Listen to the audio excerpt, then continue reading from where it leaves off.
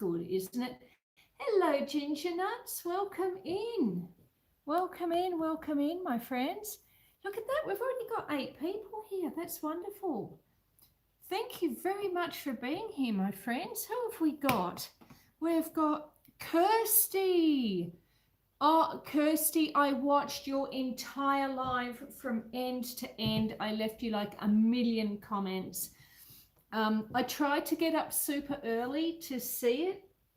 I wasn't sure how long it was going to go, so I got up at about 5 a.m. Might even have been a bit earlier than that. And it doesn't matter, whatever time I got up, I'd missed the end of it by about 45 minutes. So I sat there and I watched it in its entirety. You and Dean were brilliant. You were brilliant. Well done, my love. Congratulations. If people, yes, Dora, that's right. Hello, welcome in, Dora. For anyone who doesn't know what I'm talking about, Kirsty from Heart's Humble Homestead with her husband Dean, they did their first live this morning. They're based in the UK and it was brilliant. They did an awesome job. Awesome job. Well done. Mwah. Well done. I'm so proud of you. So let me see who else is here. We have Reese. Welcome in, Reese. Katie's Kitchen is here. Kirsty, of course. I cannot forget Shaz Sylvester, my childhood friend. And the reason we're doing pea and ham soup today, she put in a request for pea and ham soup, so that's why we're doing pea and ham soup. Dora is here. Ginger Nuts, who is Neil, is here. Nicholas Grollo. Hello, Nicholas. Welcome in. Good morning, Susan. How are you? He says, I'm doing quite well, thank you. But how are you, Nicholas? Are you well? Are you out of hospital yet? Dora is so excited. Joy is here. Joy, hello, Susan. And all CL Fantasy Waves is here making dinner, so just listening. Have a great live, says CL. Thank you, my love. I hope you have a wonderful dinner. Hey, darling, says Nicholas. Ace is here. Hello, Ace, my love. I hope you're doing well. And Nicholas is recovering well. That's good. That's good to see. Ace has kindly put up the link for Kirsty's first live, which she did about it wouldn't be 3 hours ago. It'd be about 5-6 hours ago now. So Ace has put the link up. If you guys want to go in and watch it later, yeah, please. It was brilliant. They really did so well. Leah Williams, my friend, is here. Leah Williams, we did her coffee cake last week, you may well remember. And I think we're all caught up. Thank you, thank you. Oh, now we're making pea and ham soup. Now, I'm not sure, we're going to wing it a little bit today because pea and ham soup takes a really long time. Now, generally these lives, it's a fairly long live, this one, but we may need to go slightly longer depending on how far you want to follow the process. I'm happy to get it to the point that we take it off the stove, and then I would normally let it cool down a little bit, pull the ham hock apart, and then I start blending it in batches. So you can all hang around for that, but it would make it a much longer live, but we'll see how we feel. And I'm happy to do it as extra long live or not, depending on what you guys want to do. But for the time being, I need to get some more wood on this stove, or in this stove, because we're doing it on the wood stove, of course. So opening the back vent, opening the front vent here to let some more air flow through. Put those there. Got to get my gloves on. Where are my gloves? There we go. All right. All part of homesteading. You can't just flick a switch when you're using a wood stove. You got to put wood in it. And as much as I've tried to be a bit organised today, so you see we've got some fire going in there, which is brilliant. But what I want to do to really get it cranking is put in lots of much smaller pieces like these. So we're going to put some more wood in. I'm actually going to fill it from the top.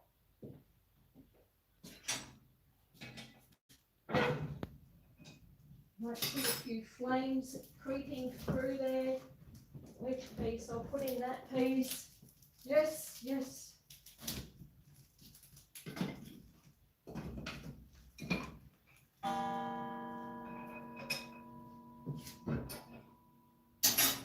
Alrighty.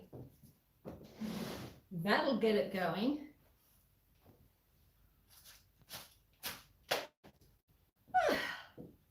Well, there we go. Who have we got here in chat? We have Leah was here, yes. Kirsty, Leah, Ginger Nuts, who is Neil. Dean said your wood stove is beautiful. He is normally asleep when you're alive. Oh, I don't blame him. I mean, how? It must be quite early for you. Kirsty now. 7 likes, says Dora. Let's all like Susan's live. Yes, please. That would be lovely. Real Thoughts Project. Oh, John. Thank you, my love. $2 from John. Thank you very much, my friend. I hope you're well. I hope you're well. You have been in my thoughts. I've been so busy this week and I've been so sleep deprived. This puppy, this new puppy, oh my God, so little sleep.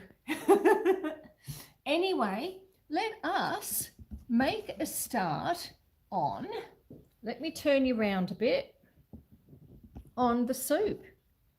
Now I'll turn, do that.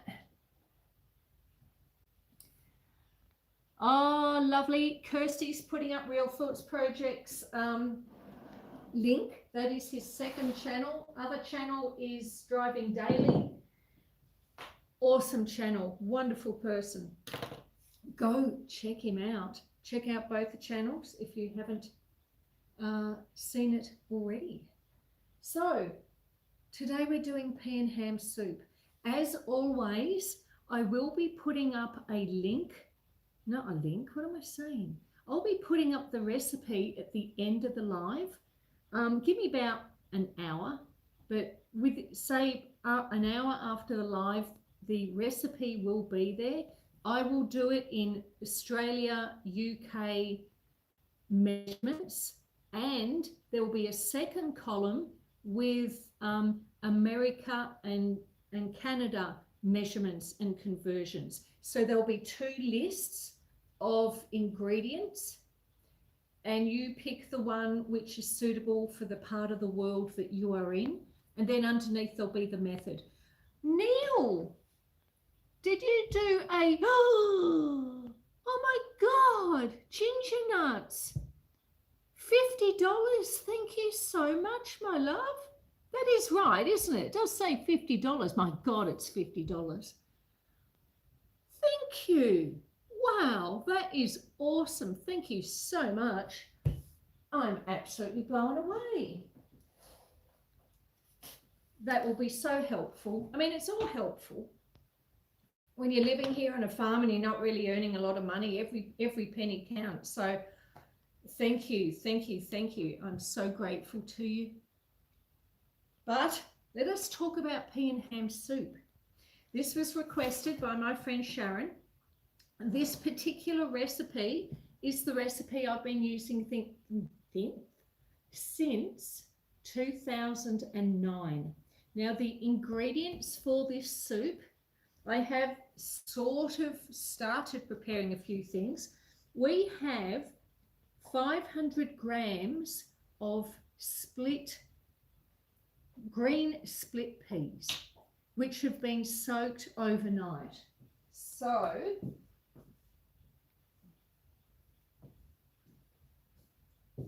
these are the split peas. They're still soaking in water, you can see. So you soak them generally for about 6 to 8 hours or overnight. So we've got the peas here ready to go. The other ingredients is 2 brown onions. So I've topped and tailed these and taken their brown skins off. So we've got our onions. We are going to be using 3 peeled and coarsely chopped carrots. So I have peeled the carrots, but I've still got to chop them up. And we are going to be using 3 celery sticks. Also, these have already been washed. And of course, we cannot forget the ham hock itself, which is in the fridge. So I'll just go grab that.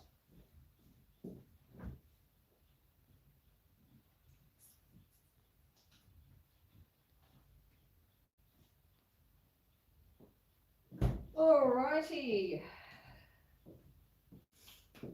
1 ham hock. Now this particular ham hock is bigger than what I would have liked. Hello, Chris. Welcome in, my love. The recipe that I'm using is, it asks for a ham hock, which is 750 grams. This is 850. So it's more ham. It doesn't really matter. As long as it's in the ballpark, you know, 700, 750, 800, 850, but this particular one is 850 grams. And really, we've got nothing else to do now except finish getting these vegetables prepped. Hello. Hello. Oh my goodness, I can't remember your name. It's not Ivo, it's I'm so sorry. What's your name? I know I should be able to remember this because I'm so good with names. Hello, Chris Wilkinson is in the house. Is it John? Hi, Susan and John. Alex checking in. It's John, is it?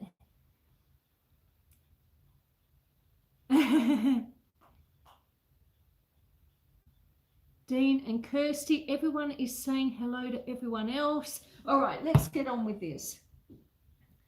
Noah in the UK, hello.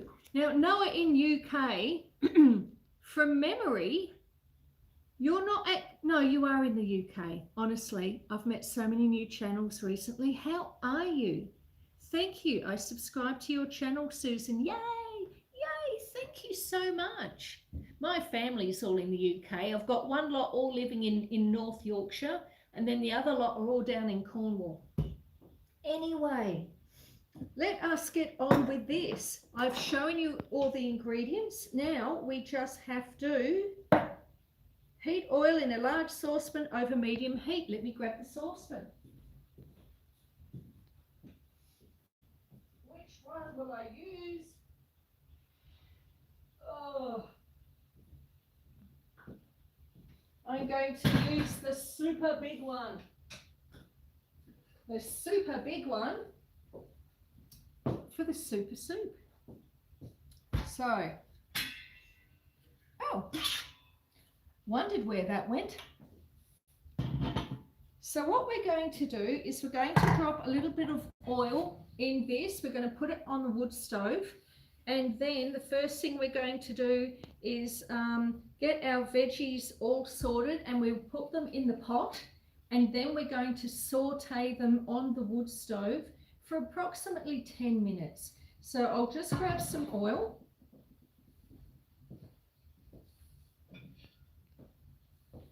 Now this is extra virgin olive oil that I'm using. And I'm going to be putting in it, it's roughly a tablespoon of olive oil that I've put in. Now I'll put that over to the wood stove.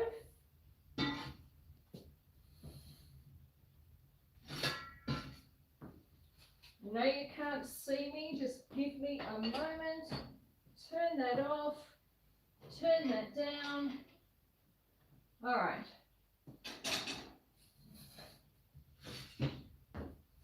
I tell you, I'm going to get one of those special gimbal things Mike from Forsaken Explorer told me about it the other week, and when I move around the kitchen, it'll follow me. So that'll be good because it means I'm not going to be constantly moving the camera or not moving the camera. All right. The oil is on the stove. Kansas City in the middle of America, says Joy. Good evening, Noah. Everyone's saying hello to Noah. That's lovely to see. We're a really nice community here, Noah. So I'm so glad you've come to join us for today, at least. Okay, so we have Australia, Canada, and America. Well, yes, we do, Dora, and we also have the UK. We definitely have the UK, but let us get this done. So, split peas. What we're going to do with the peas, while we're prepping our veggies, I've got a colander here. We're going to drain them. Now, as I said, these peas, I left them to soak overnight. Now, 6 to 8 hours or overnight is what they recommend. And I did show you the peas before. This is them still swilling around in a little bit of water. So we're going to drain those off now. There we go.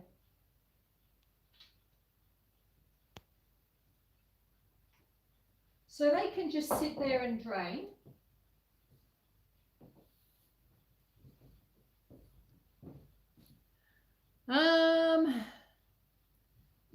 Love split pea soup, says Katie. Well, that's good, my love. I'm so glad. Yeah, I do too. It's been a while since I've made it, I'll be honest.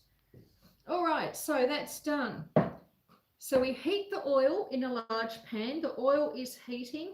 What we need to do now is roughly or coarsely chop the onions, the carrots, and the celery. And then we're going to throw it all into the pot and fry it up.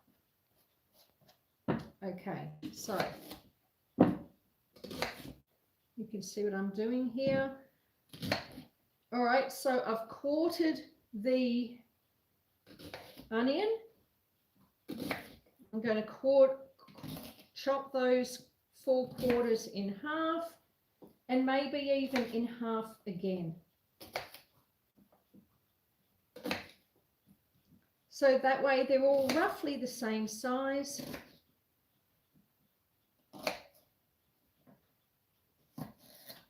All right, that's one done.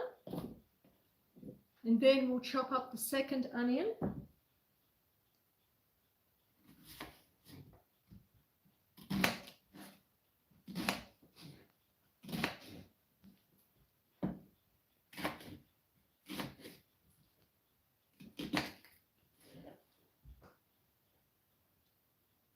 Yeah, it really is amazing, Dora. Dora's saying, isn't it amazing that we can all be here from different parts of the world? It really is. Now, I'm topping and tailing the carrots. I have already peeled the carrots. And I have a bowl here where I'm putting all my scraps. So in here, I've got all my onion peels, even the skins, okay, the onion skins. What I'm going to be doing is using this later to make up some more stock. So, and you can even use onion skins in stock. So I've got my onion peelings, I've got my carrot peels in here as well. So anything that's left over goes into here, and I'll be using it to make stock probably tomorrow sometime. So we've topped and tailed the carrots. I'm cutting each carrot into 4 because we're only coarsely chopping them. Might do that one again. Okay, so carrots are done. I'll just, there we go. Now, last thing we're going to throw in is the celery, which has also already been washed. We'll just cut that end off there. That can go in the pot. Now the very tail ends, like these bits here, I'm going to put that in my container as well, which will be used tomorrow for making stock. Once I've made the stock and it's cooled, I just package it up and put it in the freezer, and that way I have some there for when I need it later. Sometimes, of course, I will be giving the scraps to the chickens, or it might go into the compost. There's a lot of things, a lot of places where I can use the leftovers. But at the moment, I need stock because I'm using almost 3 litres of stock for this soup that we're making today. So I need to replenish my stock. So the scraps will become the replacement stock that lives in the freezer.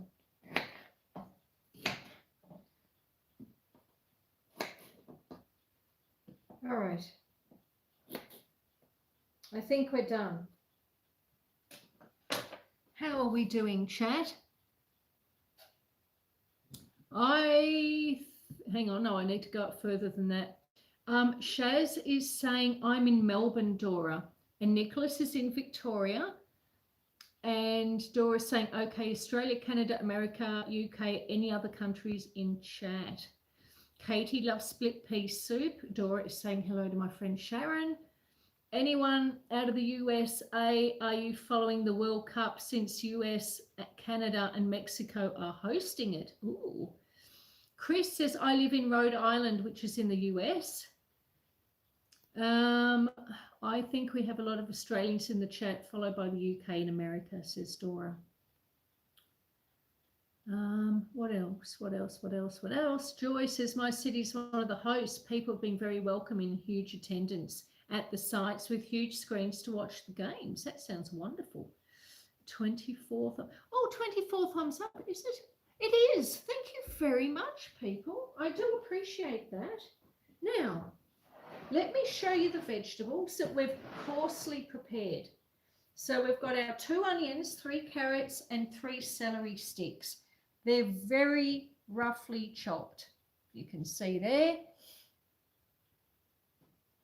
So now that you've seen them, I get to turn you around so you can see the wood stove.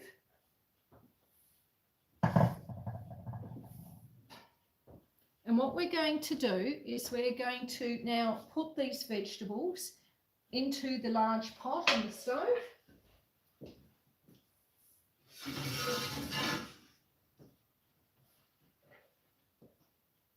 Can you see me there? I think you can, can't you? Yes.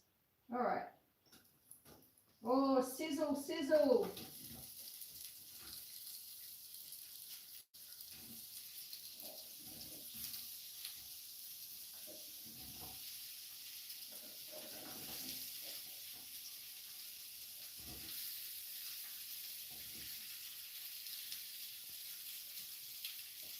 All righty. Our veggies are in.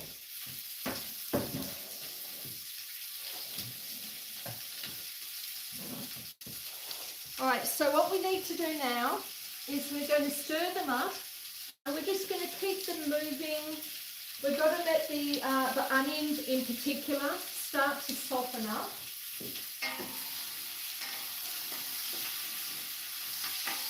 Oh, can you hear it?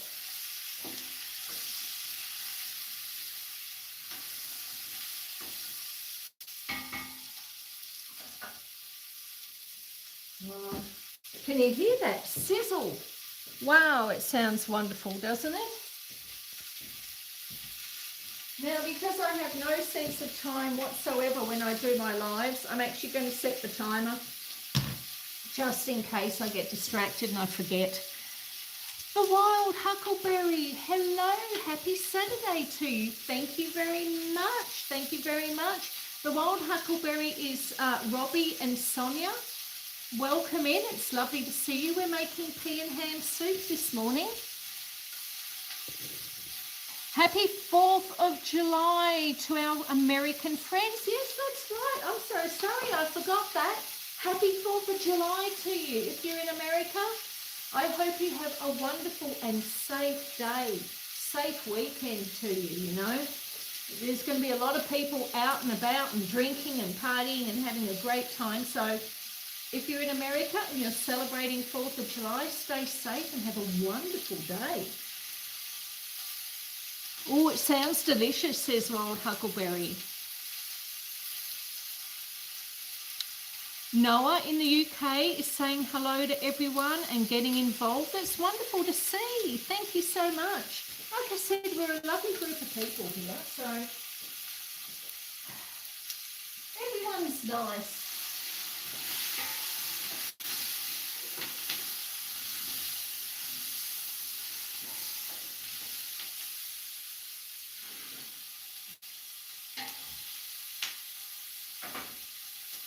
Now I've moved the pot over a little bit because it was starting to cook too quickly. With a wood stove, the firebox is just here. So if the pot is directly above the firebox, it's going to be more heat. So if you want to boil something or cook something super quickly, then you have your pot directly above the firebox. If you want to slow it down a bit, you move it across. Right, you move it across. And if you want it like at barely a simmer, then you put it over this end here. But at the moment, we want it sitting around the middle.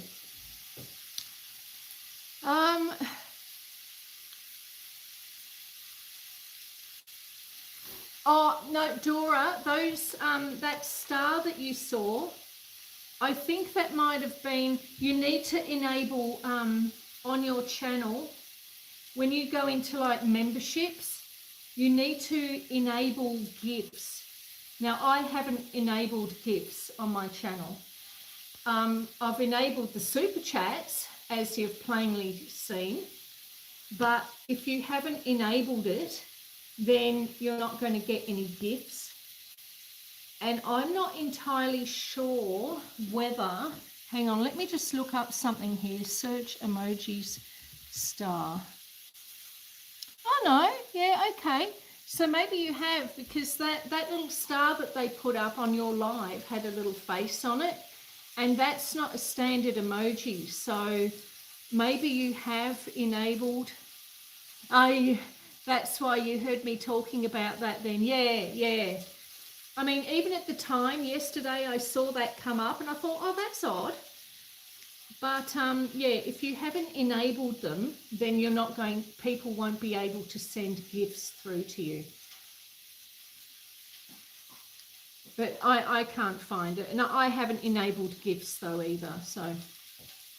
Hello, Jason from Okies. Eden is here. Thank you, my friend, for coming in. I will look it up on my phone, says Kirsty to Dora. Yeah, you can't find it either. Ace has put up the link to my articles, which I post to Buy Me a Coffee. Once they've been into the newspapers, I put them on Buy Me a Coffee. They're free to read if you feel like going across and having a bit of a look. That would be great.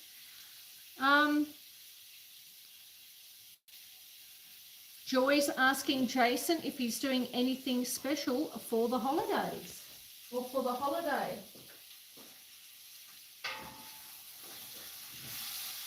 Oh, these vegetables, they smell wonderful.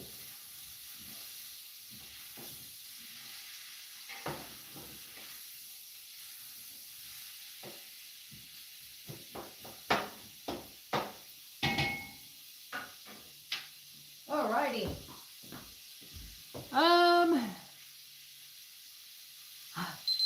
Hi, Okies Eden, says Noah.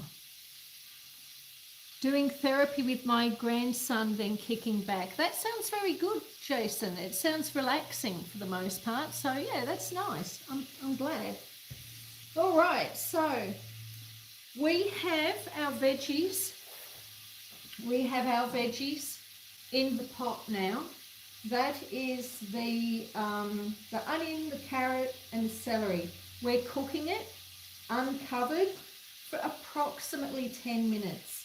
Then, once the onion is sufficiently soft, then we are going to be adding the split peas, which are, they're in the colander, draining at the moment. The split peas needed to be soaked overnight, so they were, or 6 to 8 hours or overnight.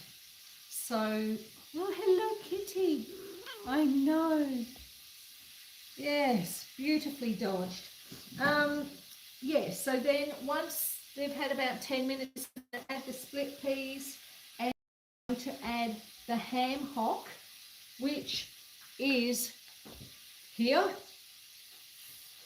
and some herbs, yes, and the stock.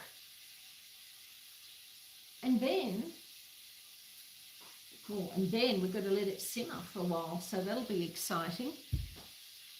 Won't it, Kitty? Yes, yes.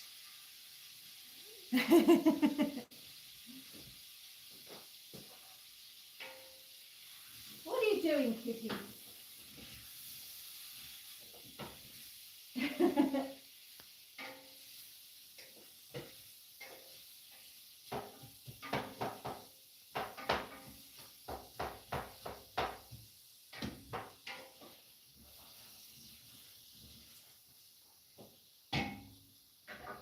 Alrighty. What are we up to, chat? Good evening, Ginger, says Kenneth Wilkinson, who is Chris. And everyone is, oh, and Katie's kitchen's going, pss, pss, pss, pss, pss. Yes, she is. Yes, she is. She's going pss, pss, pss, to you. Can you hear her? She's purring at you, Katie, so I think she can. Yes. Just don't knock the tripod over. I'll just hang on to it for a moment. Yep, there we go. Lovely. Now, quite often, some people like to put like a little sachet of fresh herbs into their pea ham soup. But it's winter here, so I don't really have a lot of fresh thyme and things growing in the garden at the moment. So I'm going to be putting in some dried herbs into the pot once we've got the stock added. I'm going to be adding some thyme to it, some bay leaves, and I don't know, 4 or 6 whole peppercorns. I'll toss them in as well, just to add a little bit of oomph to it. Okies Eden says, I always sweat my veggies in bacon grease for pea soup. Oh, yes, that's a good idea. Look, you've got a tail. Everyone's got a tail. Come here. Come sit here. Kitty. Yes. Yes. I see you're showing everyone the best end of you. There we go. Sit there. There we go. Yes.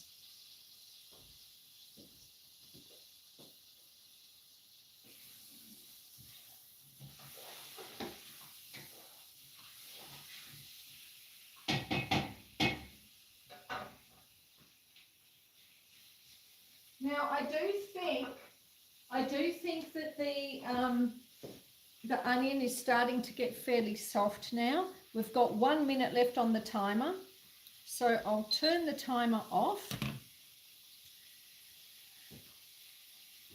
Oh, she wants something. She always wants something, Katie.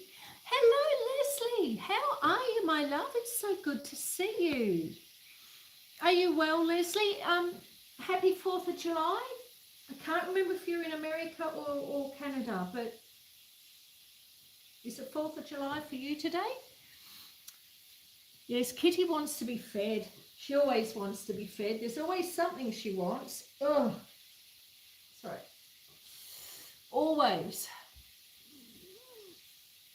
And Joyce says she likes to add a teaspoon of fire cider to each bowl. Oh, that's interesting.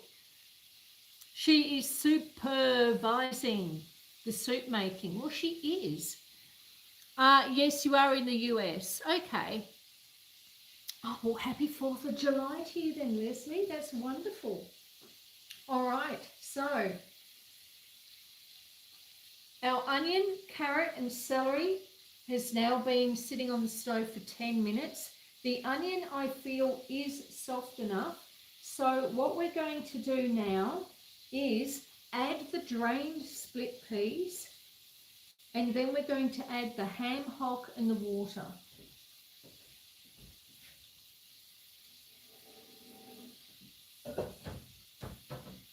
So here's our split peas.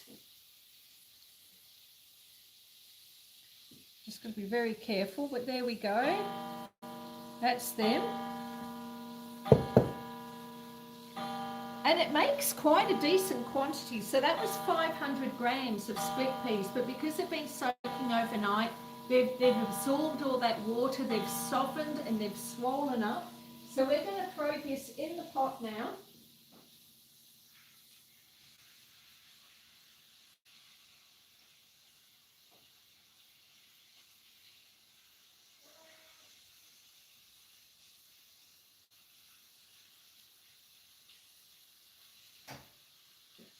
Alrighty, that is done. And then we'll give it another stir.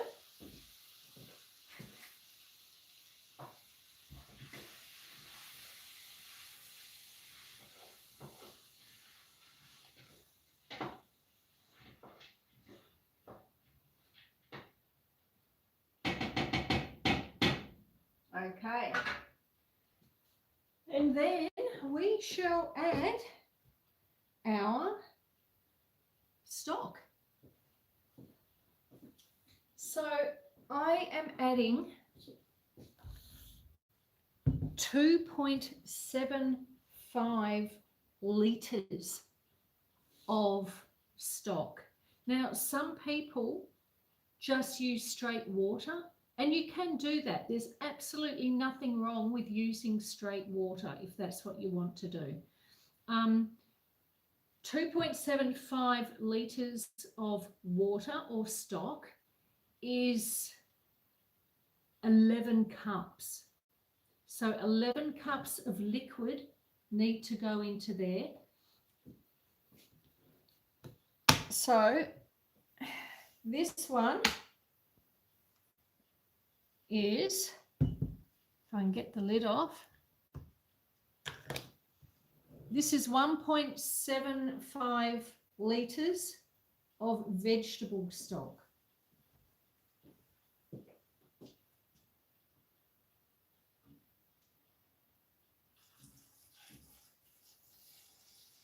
Can you see that? Can you see me pouring it in? Let me move it over.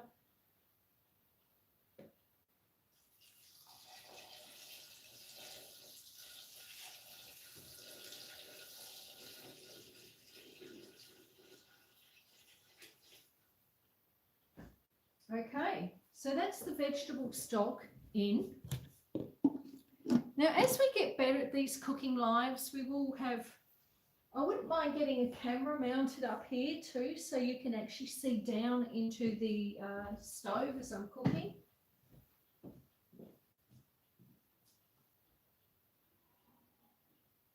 Oh. All right, now, so that was 1.75. In this, I have another litre of beef stock. All right, just give it a stir. I'll pour that in as well.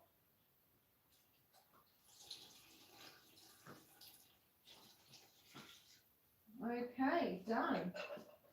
Now, I've used a mixture of vegetable and beef stock.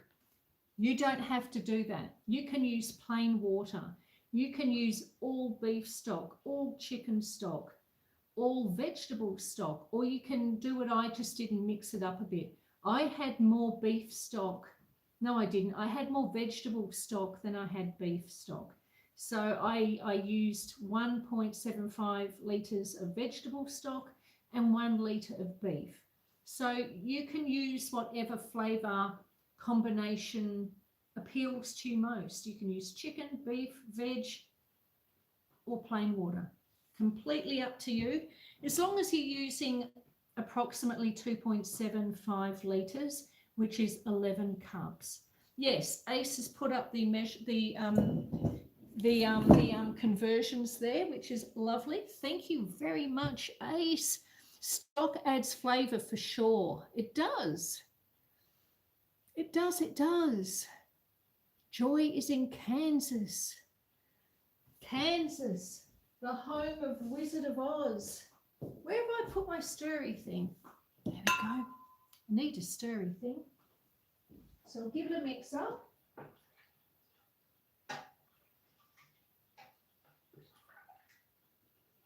It's looking good. Looking good. Now,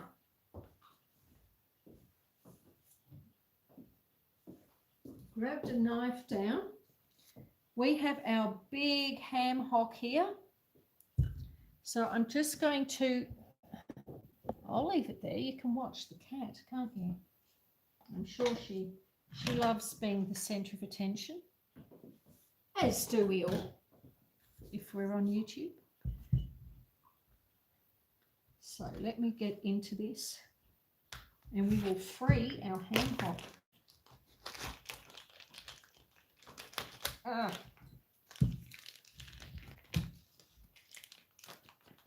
I know, Kitty. It smells good, doesn't it? Oh, she's excited. She's excited.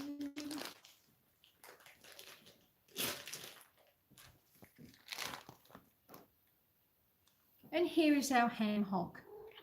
Yes, here is our ham hock. 850 grams of ham hock.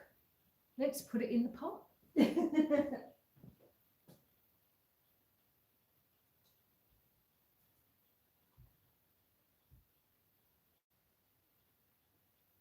Now I've shuffled it around a bit to make sure that the hock was under the water level.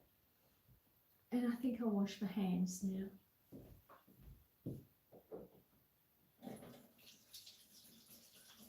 Alrighty.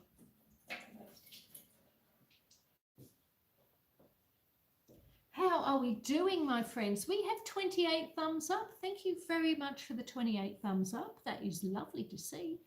Kirsty has put up Brian and Tiffany's channel. So Brian and Tiffany must be here. Hello, my friends. There's Brian. My channel has 3 videos, but a good laugh. Ha ha. Ha ha.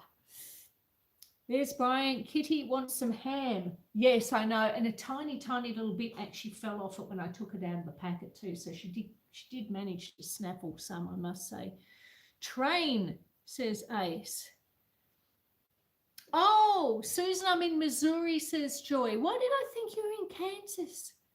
I'm sorry, Joy. Pretty kitty, says Brian. I know, she's a lovely kitty. Howdy, Susan, and all the cats, says Brian.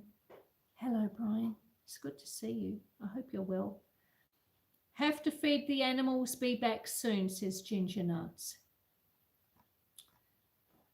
All right, so what do we do next? Well, what we do next is we're going to add our dried herbs, our thyme, our bay leaves, our peppercorns. So let me just grab those.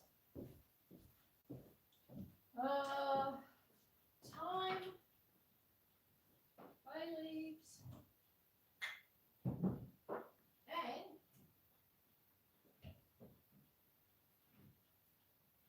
peppercorns.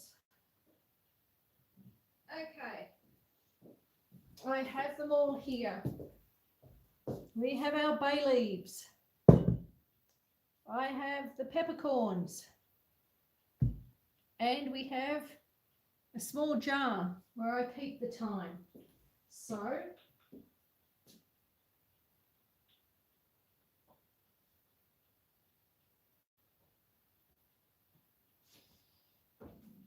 I am going to put in, yes, I know, Kitty.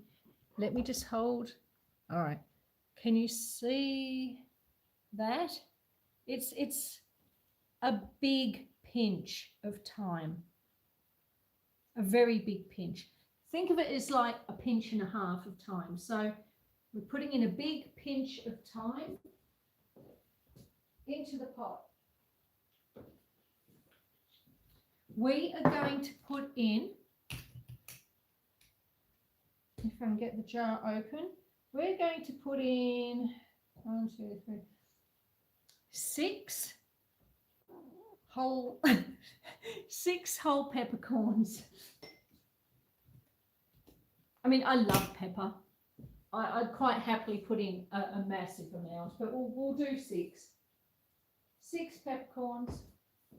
Won't we, Kitty? Yes? Yes. Okay, and then we are going to put in a couple of bay leaves. I need to get some more bay leaves. These are starting to look very sad. There's one. There's half a one. Oh, that looks better. Okay. All right. There's small bay leaves, so I'm using 3 of them. So we'll throw those in as well. Whoa, that's my stomach rumbling.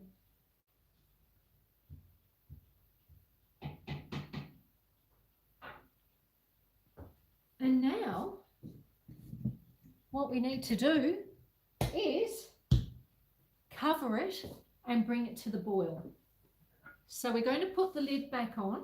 I'll get that out of the way so you can see. Get that out of the way so you can see. So we're putting the lid back on. Now, because we want to bring it to a boil, I need to open the vent. So I'm opening the front vent. Wow, that's hot. On the wood stove, so the air will get drawn up into the firebox, which is beneath it. Right there. One firebox.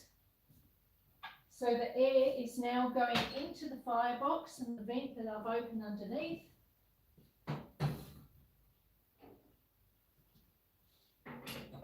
I'm opening the flue to the chimney, so the air will go in through the front, through the firebox.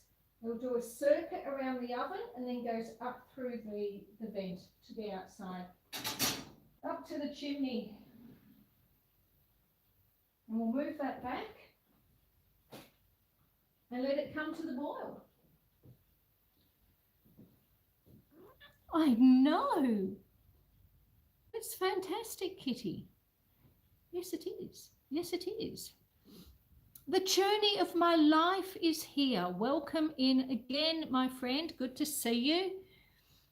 Your stove looks awesome. I want one, says Brian. I know it is. It's pretty cool, isn't it? Hello, Miss M. I'm going to head out. Bye. Oh, hello. Oh, okay. Well, bye, Miss M. Thank you so much for being here. It was lovely to see you. I hope you sleep well, sweetheart. You look after yourself.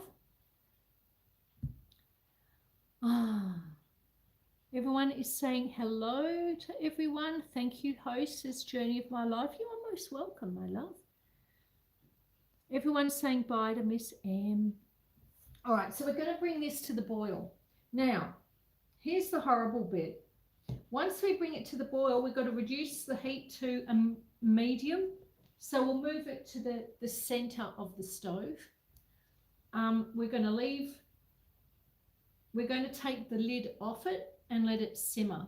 So we leave the lid on while it's coming up to the boil. Once it is boiling, we're going to move it to the center to reduce the heat, and we're going to take the lid off it.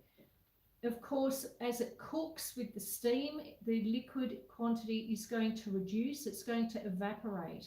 So the soup will cook, but it will thicken.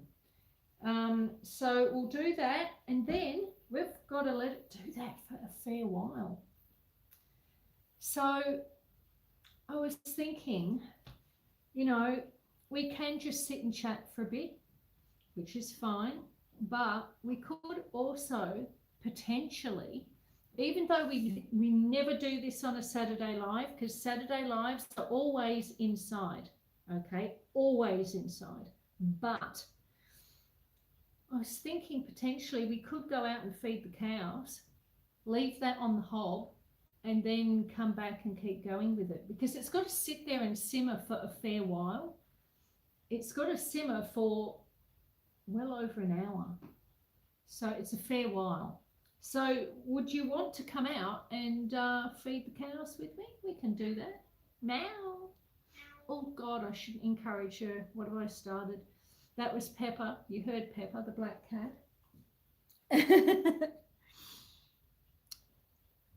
Listen to your body, Em. If it needs rest, then rest. Absolutely, Em. Ace is saying yes to cows. Thumbs up. Okay. Have you got data roaming on? I did, Kirsty. I was actually prepared. And look, some days I am prepared. It's just that some days I'm more prepared than others. And the rain, it's finally stopped. It started raining last weekend, sort of Sunday, I think it was, Saturday night into Sunday, and it has not stopped. It has been raining 24/7 for the entirety of the week. And look, I love a good drop of rain. I'm not opposed to a good drop of rain, but there's been so much of it, you know, and there's been trees coming down because they're just not necessarily here on the property, although we have lost 3 that I know of so far, and I mean big trees. But you know, the whole district and across the state, because of course your trees have their root systems, and when the ground gets too saturated with water, it makes it very hard for the roots to grip. And the winds have been so strong, like really, really strong for the whole week. So it wasn't just rain, it was like gale force winds. And a lot of properties and a lot of areas have lost a lot of trees. So it's actually quite nice to sort of, it's even a little bit of sun trying to peek out at the moment, and there's no wind and there's no rain, and it's wonderful. So it would be nice to head out just for a few minutes and feed some cows. We will let this come to the boil first, and then I'll uncover it, move it to the center, and then we'll head out and feed some cows. I think that will be fun. So it's just like you, me, and the kitty. Isn't that so? Yeah. Not paying any attention to me whatsoever now. M-Bug! Emily! You're here! Hello, my love. So good to see you. So good to see you. All my friends are here. M-Bug says, love your cat right in front of the camera. I know. But it keeps her still. At least I can keep a good eye on her then. Brian says we had rain for a week. Not normal here. We love rain too, but not good for newly planted garden. No, it wouldn't be either. See, this particular district, Brian, is historically a very wet area. It's one of the wettest spots in the state, if not the country. I'd have to look that up. I did look it up once. It was either the wettest spot in the state or the country, but a long time ago since I looked that up. But the last probably 3 or 4 years with the drought and whatnot, it just hasn't been the case. So in many ways, it's been a good thing. It's just that there was so much so quickly. Now I can hear this. Let's just check it. It's not boiling yet, but I don't think it's far off it. So once that is boiling, we'll head on outside. M-Bug's channel is up there. There's Michelle. Hello, Michelle. How are you, my friend? How's Christmas? Oh, there's Christmas and Junebug. All your animals. I hope you're all well, Michelle. That's right, Ace. That's right.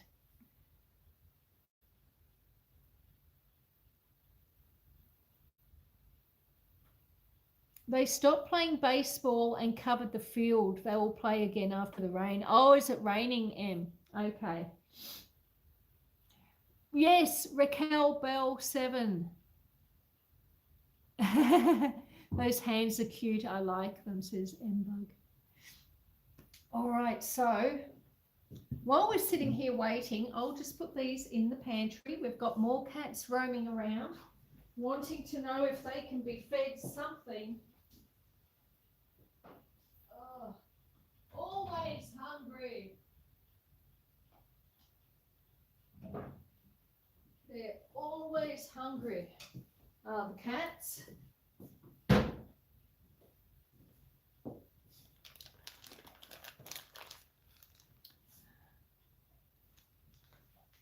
Oh, now this is going to be hot. Ouch, hot, hot, hot, hot. Woo. There we go. Oh, thank you, Kitty. Yes. How about we move? I know. Yes, yes. Why don't you sit there? Sit there.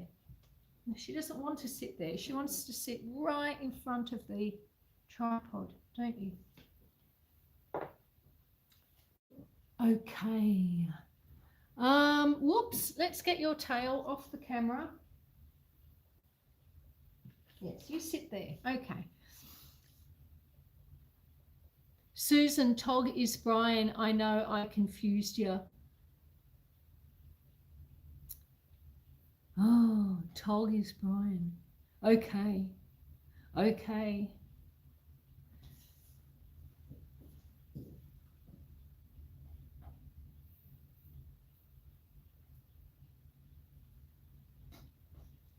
Whoops. You see the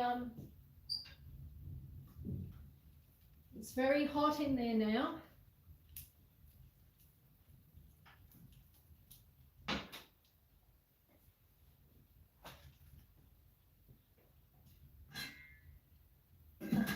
It's almost there. That's exciting. That's a good thing. All righty. So what do I need to do? I've got my scraps here for anyone who didn't see earlier. These are my celery tops and my carrot peelings and some of the onion offcuts, even like the onion skins, you know, onion skins. It's all good. Now, when I have veggie scraps like these, and you guys too, you've got the choice. You can either use it in your compost bin.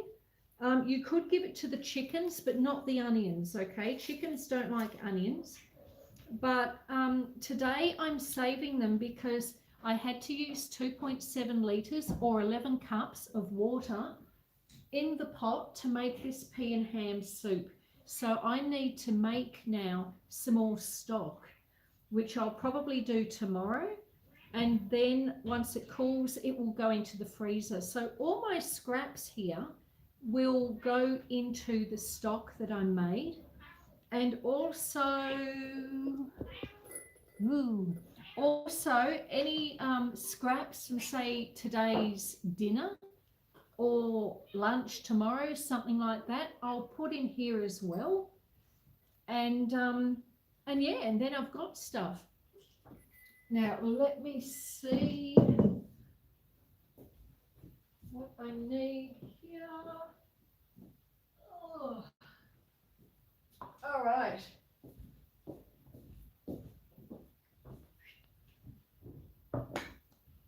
Honey. All right. Everyone wants the stove. Oh, I love your kitchen. Thank you. Mbug says, I hear thunder. Oh, wow. Summer storm then for you.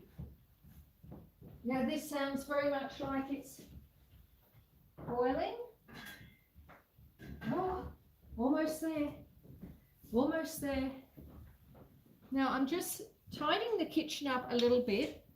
Now, when we leave the kitchen, my daughter is still going to be in the room, so she'll be able to make sure that cats don't get into things that they're not supposed to get into.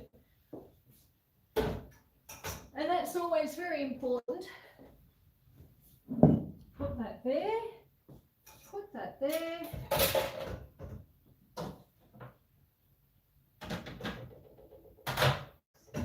And I will be with you in just a minute.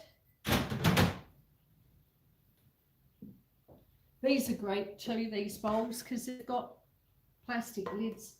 Only that's the wrong lid for that bowl, isn't it? Silly me. I've been trying to reduce plastic, and these bowls I bought, it's a set of 4 that I bought some years ago. They're a Pyrex brand. They do still have a plastic lid, but it's better than using plastic bowls and plastic lids, and it's probably a step better than using like cling film and things like that, especially because where we live, we're trying to be as self-sufficient as we can. I don't get any pension. I don't get a government pension or anything like that. And my YouTube and this farm is my job, I suppose. So I don't earn a huge amount of money. So any way I can save money is brilliant. So I thought the investment of 4 of these bowls with lids, anything to reduce my consumption of cling film, which is really expensive and wasteful, was worth it. So there you go.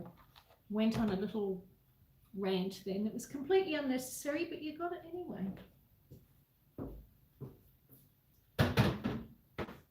Rightio. The bowls are great. They are, aren't they? I got them from, oh God, did I? I was going to say I got them on Amazon, but I really don't know if I did, to be honest, Kirsty. I've had them about 4 years or so. No, I think it was Amazon. I'm just not sure. I'm not sure. Now, let me have a look and see where we're at with the chat. Nice bowl and lid set. It is. It is, it is, it is.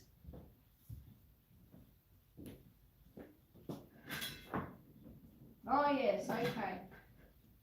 It's definitely boiling now. So what I'll do is I'll take the lid off, and then I'm going to move it down to because it's boiling now. We had to bring it to a boil. Then you take the lid off and you move it into the center of the stove to a simmer. So what I'm going to do is I'm going to turn the stove down, so I'm closing down the front vent to stop the airflow. I'm going to take off the lid, and then I'm closing the back flue down as well.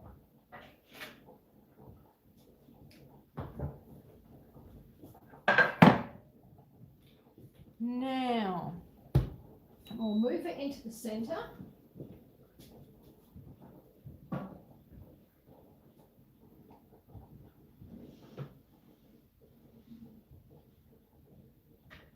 Give it a stir. I'll bring you over to have a look at it before we get ready to go outside.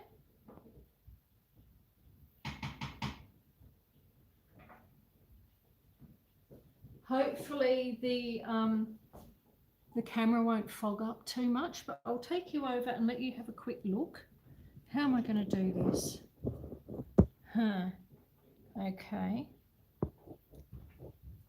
So now you're facing me. Okay. We turn you round.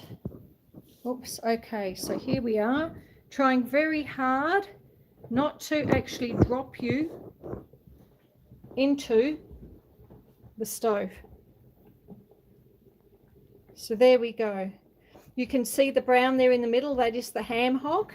We've got 3 carrots, 3 sticks of celery, and 2 brown onions, coarsely chopped.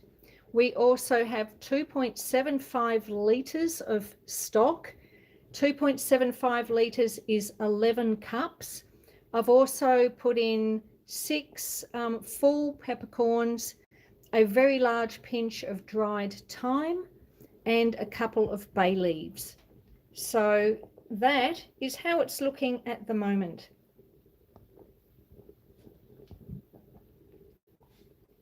So now let's see if I can get Here we go. Alrighty. So you've all had a bit of a look. Next thing we need to do is I need to get organised so that I can put on, I've got to put on my boots. No, says Brian. Briffany is Brian. Briffany. All right, now what am I going to need? Well, one thing I'm going to need to take off my wonderful, wonderful Ugg boots. Oh, I do love my Ugg boots. They're so big and furry and warm. But, you know, they'll be waiting here for me when I get back, so that's great. And the timer. Okay, so let us set the timer. I'm going to set the timer for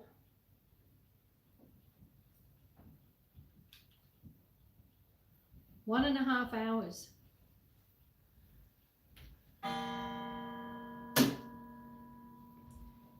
And then we're going to head outside. Where's my coat? I need my big, thick, heavy coat. It's over here. I'll grab my coat. Whoops. You open the curtains up too, you'll get lots of warmth. Okay, my dry as a bone. A wonderful waterproof jacket with lots and lots of pockets. You've got to love a jacket with lots and lots of pockets. Almost every farmer has one of these. And I'm sure you have them in your side of the world too. They've probably just got a different name. But it's oiled cotton, basically. And it's got like a zip down here. You've got a pocket here. There's big pockets there and pockets there and another pocket here. Full of pockets. And yeah, very waterproof. Which is handy when you're a week into lots and lots of rain. Is Trophy here? Oh, Chris Wilkinson is here. Wilkinson? Chris Wilson. I'm sorry, I buggered your name up there, love. How are you, Chris? Welcome in. Welcome in, welcome in. Oh, and Dora's still here too. Thank you, Dora. Love the pockets. I know. You can never have too many. But sometimes, you know, like I used to keep a knife in one of my pockets for cutting the strings on the hay bales. And sometimes I forget where all the pockets are. And I know I've got it on me somewhere and you're sitting there trying to find your pockets. Alrighty. So this is a bit different. We never do this on our around the kitchen table lives because it's an outside job and I get them done at a different time. So that's looking good. I reckon we can let that go. And we can head outside, feed the cows, have a little bit of a look at the view, and then we can come back and check and see how the soup is doing. Mike Adventure Sparks is here. Welcome in, my friend. It's so good to see you. We've just made, Mike, a big pot of pea and ham soup, but now it has to simmer for a little while. So I thought while it was simmering, we would head outside and feed the cows. I should have done it earlier, but I knew that this was going to take a while, so I held off so we could do it now. So let us head outside, feed some cows, and we'll look at a view, and then we will come back and check out the soup. Yes, that's it. We're going to check out the soup. So you just get to sit there, look at my messy kitchen. Oh, as I get my boots on, I've got one boot on. That's always handy, isn't it? Oh my God, I can't get the second okay, we're there.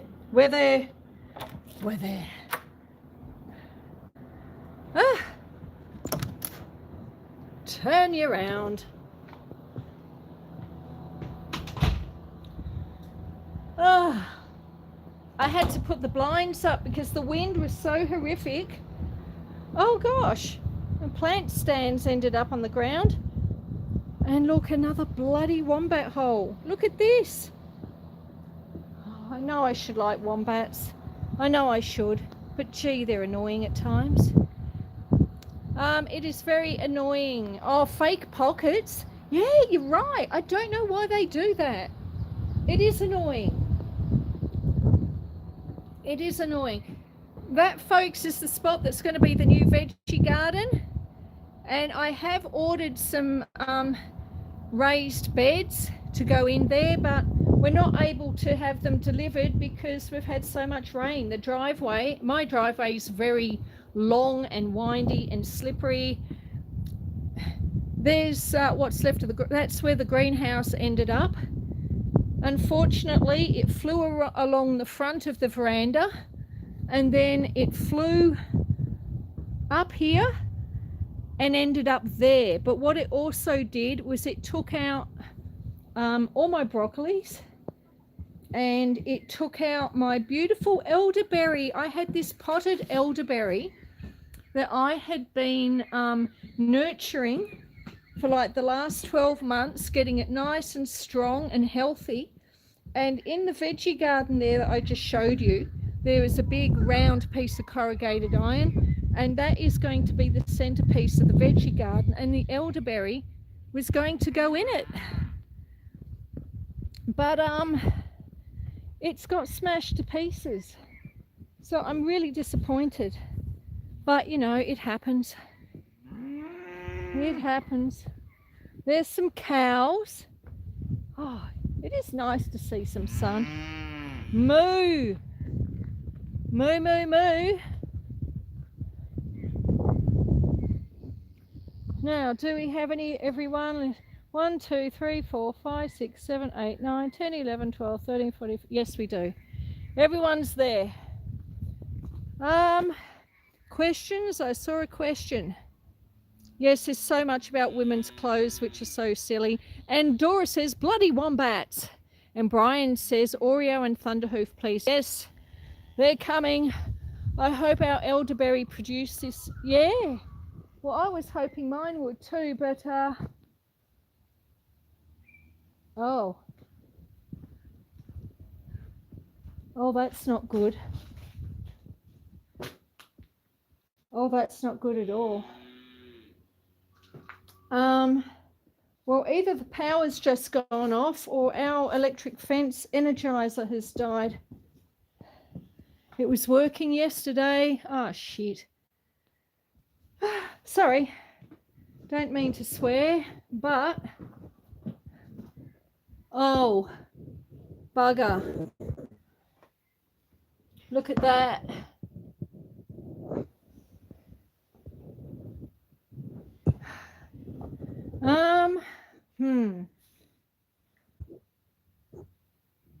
The boss is doing good. Hey, do I touch this? Do I turn it off? I mean, it's not working now anyway, but well, it's obviously got wet and it's shorted and it's taken out all the electric fences and the energizer. This energizer is about $600, so if I have to get a new one, it's going to be not good. But look at this. What do? I have to ground it first. Dean said don't. Okay, I won't touch it. I won't touch it. So you have the trickle feed on the car. Oh, what a bugger. The joys of having too much rain. I hope it's going to be repairable. Main power first. Yeah, that is what I was thinking, I'll be honest. All right, children. Man, Susan, I know. There's always something, isn't there? Every time I get a win, something happens. Now, I'll turn you around here. Now, those of you who have watched me do the Tuesday lives before, you've seen me feed the cows before. I'll just leave you there on that table. I'll bring one bale out, then another, and then we'll walk over and you can watch the meeting closer up. So let's get that done.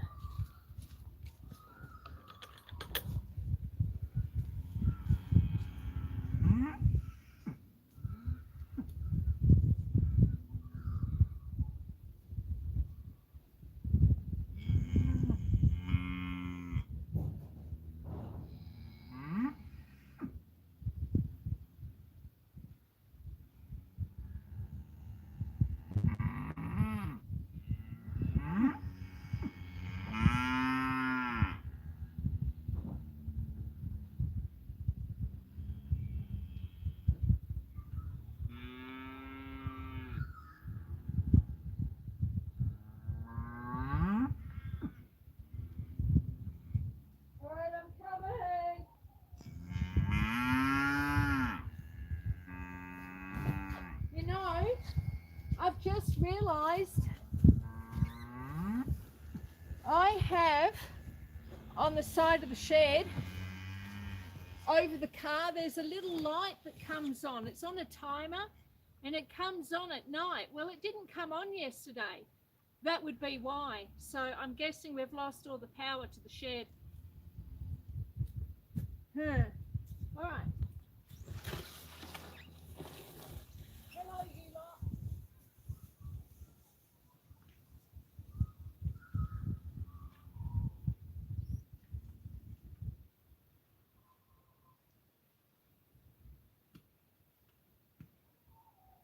Yeah, I know. The fence isn't working, is it, you bastard of a thing?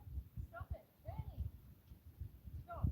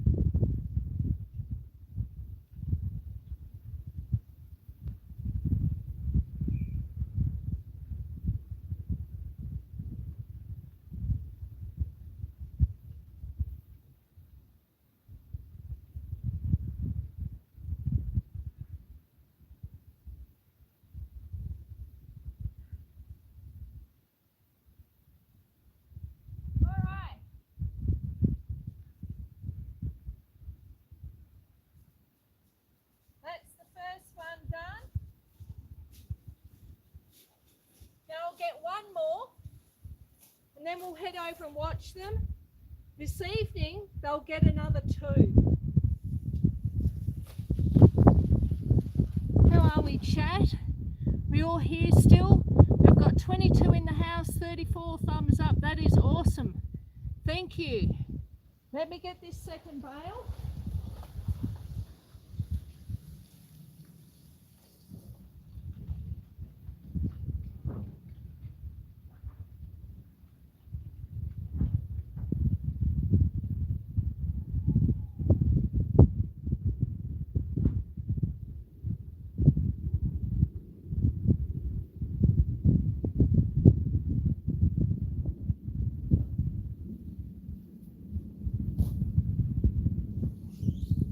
Now that energizer in the shed that I showed you, that has died before and been repaired. It's quite an old one. It's about, oh gee, it was here before I bought the property. It's probably getting close to 20 years old, but whether or not it can be repaired again, I don't know. It looks like it's a fairly major problem this time. And I mean, what else is it taken out? Because there's other electrics in the shed that I'll need to check as well. But anyway, homesteading, there's always something.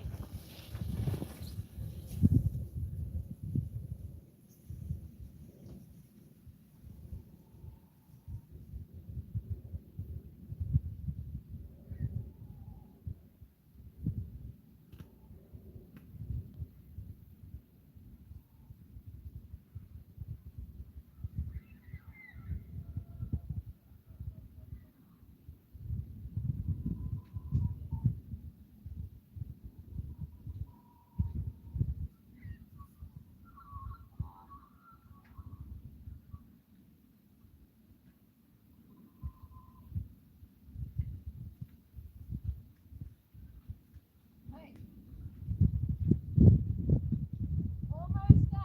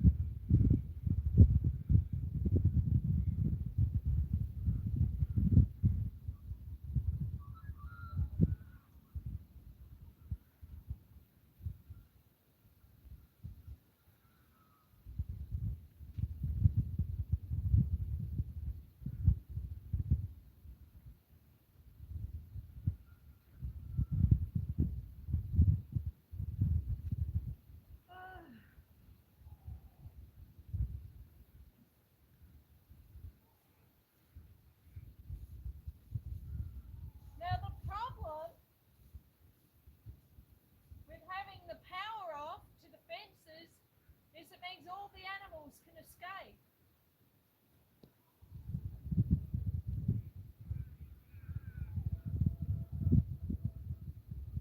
And you can bet they're going to give it their best shot.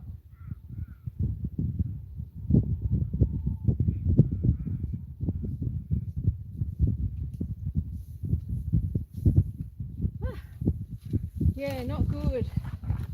Not good.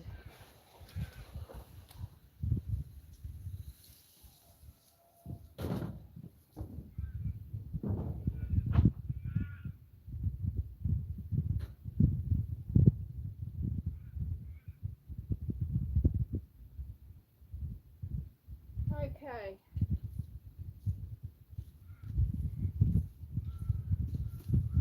Now let me put the battery pack in my pocket.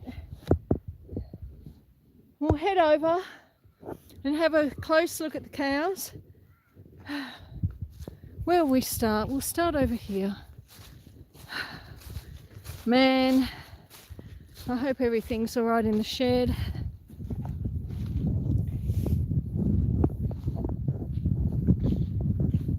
That's life, isn't it? You have a few wins and then you have a few losses of some sort. Hello, darling.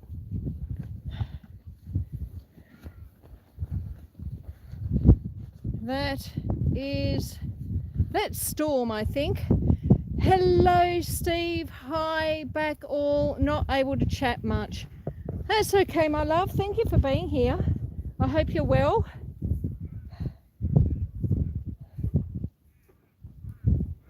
Look how waterlogged the ground is.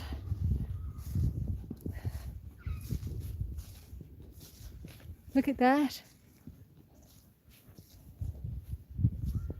It literally just hasn't stopped for a week. Susan Hart sent you something. Oh! Let me go back. Larry's here! Hello, Larry! M-Bug's very happy because the team's winning. Oh, Oh, thank you, Kirsty. Thank you, Dean. Thank you so much. Oh, that's wonderful. Thank you. Thank you. I really appreciate it. Thank you so much.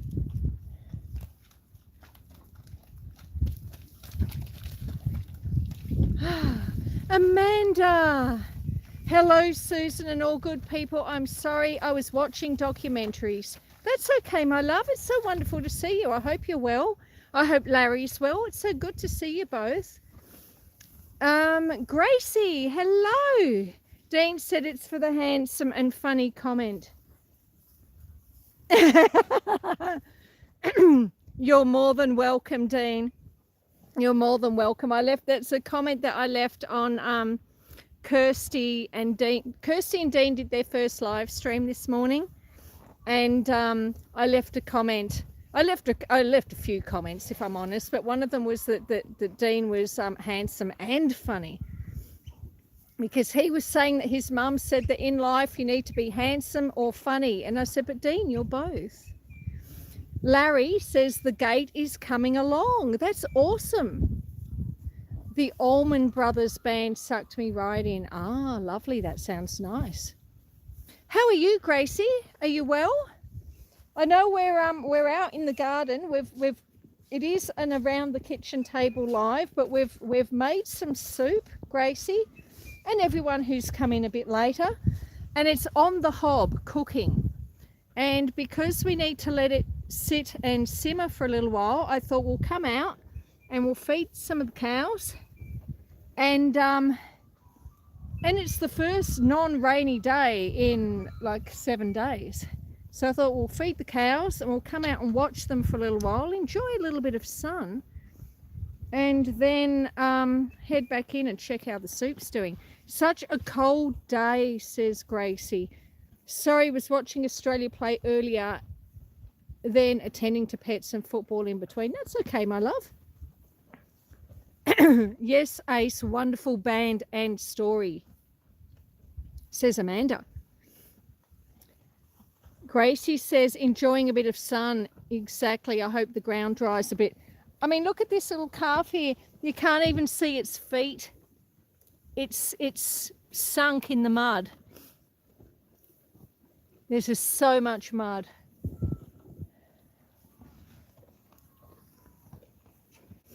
Back, says Katie's Kitchen. Oh, Bee Gees documentary. That'd be interesting. Do like the Bee Gees. Yes, we're outside for a little bit, Katie, because the soup's got to simmer for a fair while. So I thought while the soup is simmering, we'd come outside. Mud is good, says Katie. Katie, if you want to come over here and roll around in this, you're more than welcome. There's plenty of it. Plenty of it.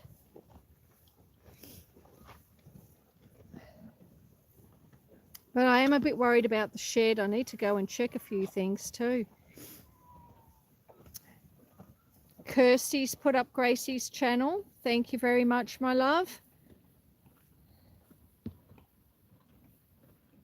That is shoey mud. Shoey. Mud pedicure. Keeps the hooves from drying out. Well, it does that, yes. Mud is not always the best in Australia, darling. Slippery too. Yeah, definitely. Very hard to walk in that, let me tell you. It'll probably suck my boots right off my feet.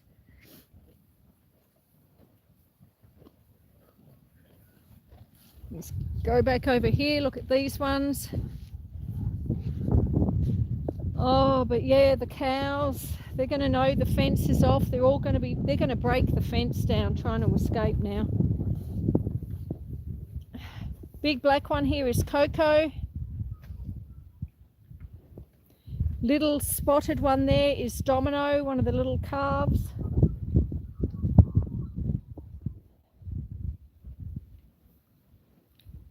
The sun is lovely. Noah has subscribed to Gracie. Thank you very much for doing that, Noah.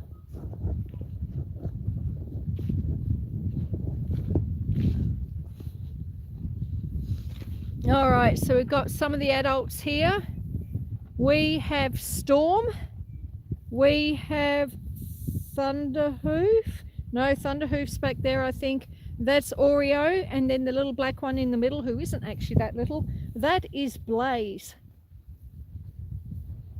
So they're all here. If you're wondering if you've just come in while we're outside and we're not around the kitchen table, the soup is cooking on the hob. So I thought while the soup was cooking, or simmering rather, we'd just come outside and feed the cows. Something I needed to get done. Look at all the water.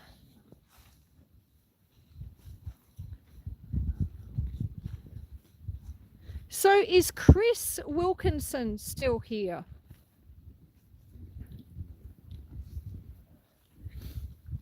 Oh, I love soup. Yes, it's pea and ham.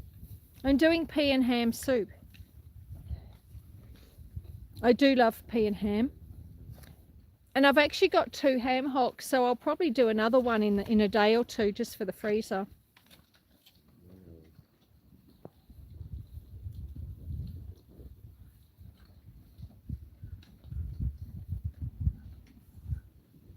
I don't know if Chris is still here. It was something I was thinking about showing him.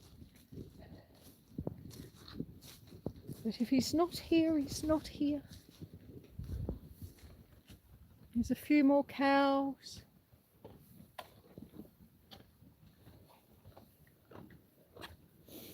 I was dreading your place watching the news, so I came to see how you were doing and find you live. YouTube doesn't notify. Oh, really? Huh. I guess it must be hard, really, for YouTube when you think about it. I mean, I have notifications set for like hundreds of channels. And I mean, what do YouTube do if they all go live at the same time? Oh, well done. Woohoo. You know, it must be really hard to sort of decide who to send notifications for and who not to.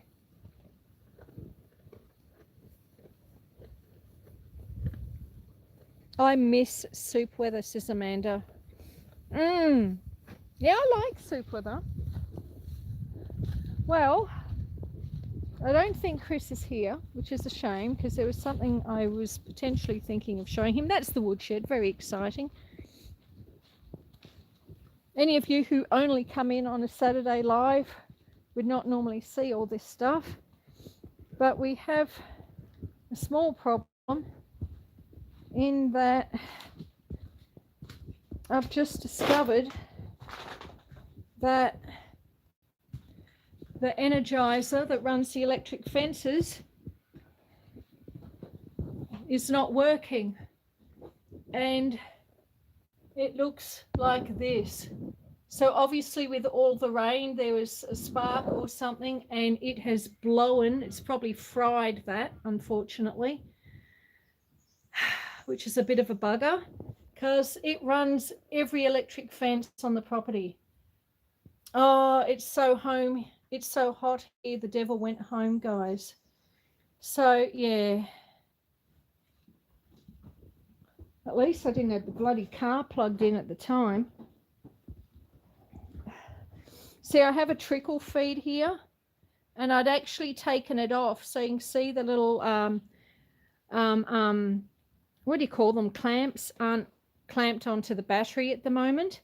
So you're learning all sorts of exciting things today. So if that had blown when this car was plugged into the charger, the trickle feed, I hate to think what it would have done to the car. Anyway, the car's fine, the fences aren't. Now I'm guessing I'm going to have no lights. Yeah, got a mower, got a quad bike. I guess we've got no lights here. Oh, the electric pump will be down as well. I'm not going to be able to see a thing. All right.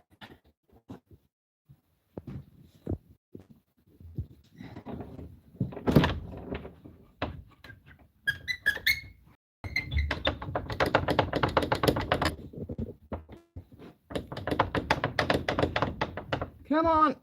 Ah.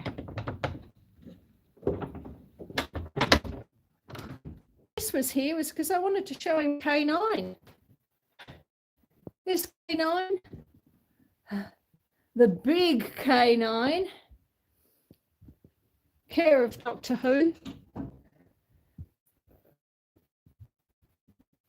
He doesn't work, but there you go, there's K9. Oh, wow. But so this is, okay.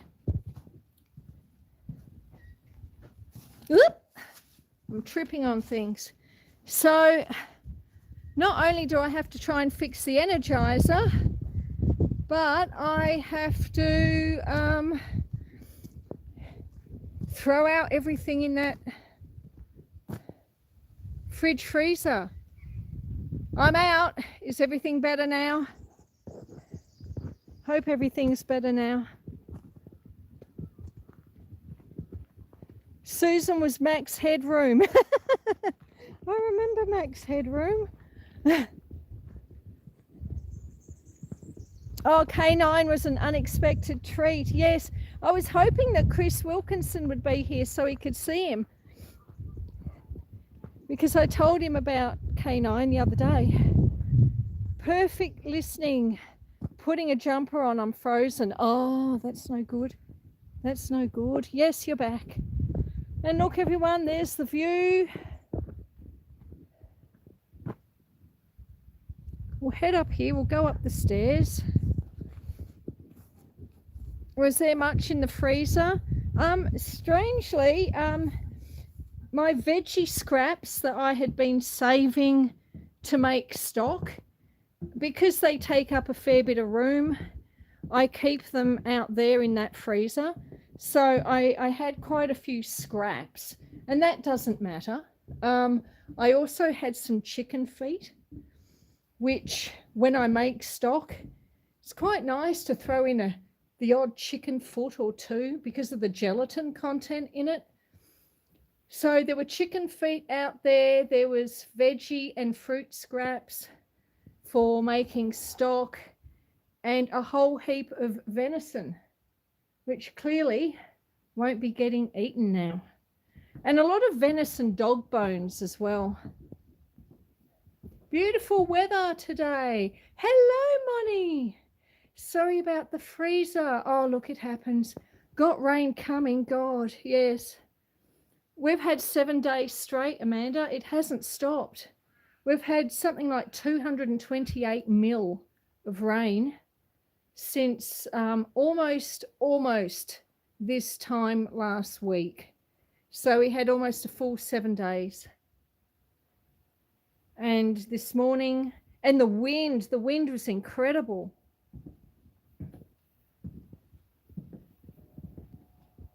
The rain was incredible.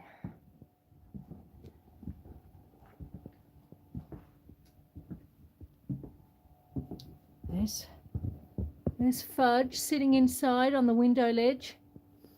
How long was the freezer off before you discovered it? Well, I did notice, Katie, there's a little light on the side of the shed, and it comes on at 6 p.m. and it goes off in the morning. And I noticed that it didn't come on last night. And that would be why, because the energizer has, it's had an issue, clearly, with all the rain, which is a real bugger. But, so it'd be at least 24 hours. I wouldn't be willing to risk anything that's in there. There's our greenhouse down there, where it blew in the wind.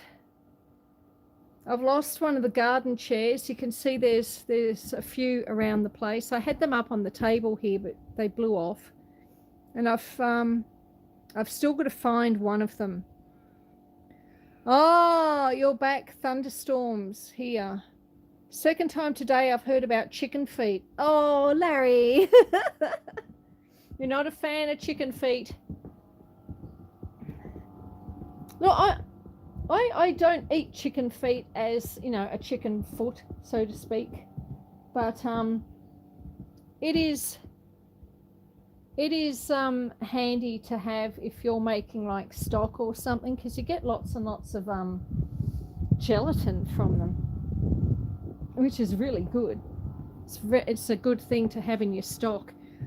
Now, let us pop in for a moment, because this is meant to be an indoor live.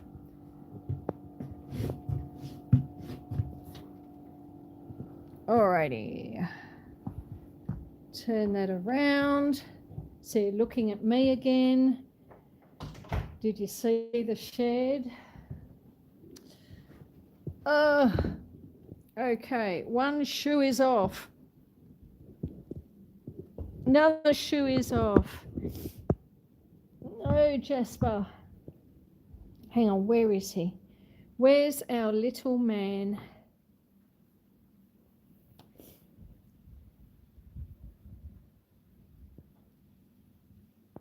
There he is. There's our little man. I'll get on a better angle, maybe you can see him better. Oh. Smelly feet, Susan. My feet do not smell, Michelle, I'll have you know. Ace said some still might be frozen. Yeah, look, it might. That's true. Blaming it all on the nights at Susan's. Yeah, for sure. Look, go for it. Blame it on me. That's good. I don't mind. And there's Jasper. Jasper is, what, 12 weeks now? 12 weeks old tomorrow, I think it is. Adorable. He is. He is. He's a nice little boy sitting there in the sun. Aren't you? Yes. Okay. But what we really have to do is check the soup. We've got to check the soup. So we walk this way, put the tripod down there. See the joys of homesteading. We start off the live making soup. Then we go outside, we feed some cows, we have a quick look at the view, and we'll go back out later and look at the view.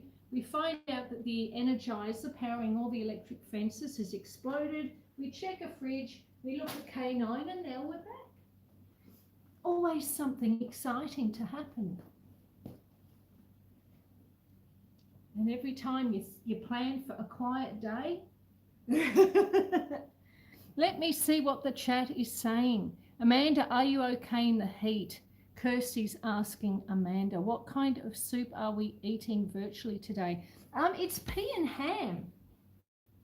Pea and ham soup, Michelle. In the pot here, I might open that vent a bit more. In the pot, we have a 850 gram ham hock. We have 2 brown onions, which were coarsely chopped, 3 carrots, which were peeled and coarsely chopped, and 3 celery sticks, which of course were washed and coarsely chopped. So we prepared and coarsely chopped the vegetables. We put them in the pot and we fried it up for about 10 minutes or until the onion is soft. Then to that we added some green split peas. Now the split peas, it was a 500 gram bag of dried split peas, which I soaked overnight. So once the vegetables had fried and softened for about 10 minutes, I added the split peas to the pot, and then I added 2.75 litres of stock, which is the same as 11 cups of liquid. Now I used vegetable stock and beef stock in there. You can use whatever type of stock you want. You can use chicken, vegetable, beef. You can even use just plain water. When I was a lot younger, I probably just used plain water, you know. I don't know. I don't remember. I've been making this recipe for such a long time. So yeah, and then we had to bring it to the boil, which we did, and then we had to uncover it and let it sort of just simmer away a bit. But I might move it back here a bit more, and we'll turn that ham hock over. Give it a bit of a stir. Now I've also thrown in some herbs in here. I've put in a fairly healthy pinch of dried thyme. I've got 3 bay leaves and about 6 whole peppercorns, which I've put in here as well.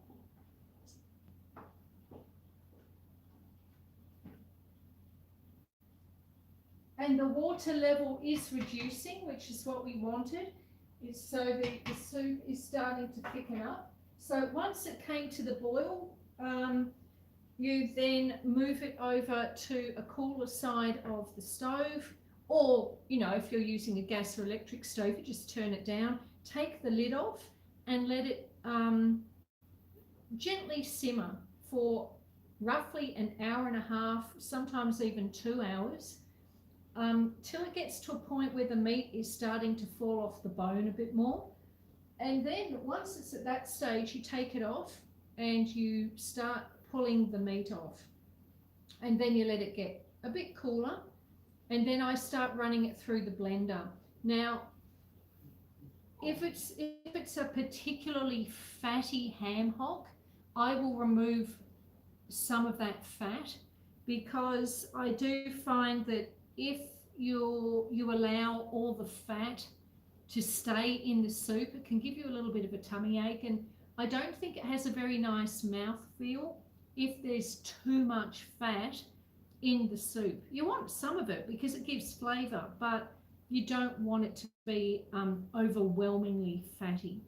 So I will shred the ham hock and I'll put that meat aside, and then when I blend the soup, I'll blend half of the meat with the soup, and then the other half of the meat I'll put back in afterwards. So that way it's sort of like a semi-smooth, semi-chunky soup with, you know, a decent supply of ham in it. Nice, big, thick chunks of ham. So yeah, it should be good. I'm looking forward to it, I must say. So let me see what our chat is doing. Mental Raccoon Glass, welcome in. It's Jason, isn't it? Welcome in, my friend. Or is it Justin? No, it's Justin. Justin, I'm so sorry. I'm so sorry, Justin. Kenneth, g'day, mate. Oh, Chris Wilkinson, did you see K9? I asked a little bit earlier, when I was outside, I was saying to everyone, is Chris in the house? It is Justin. I thought it was.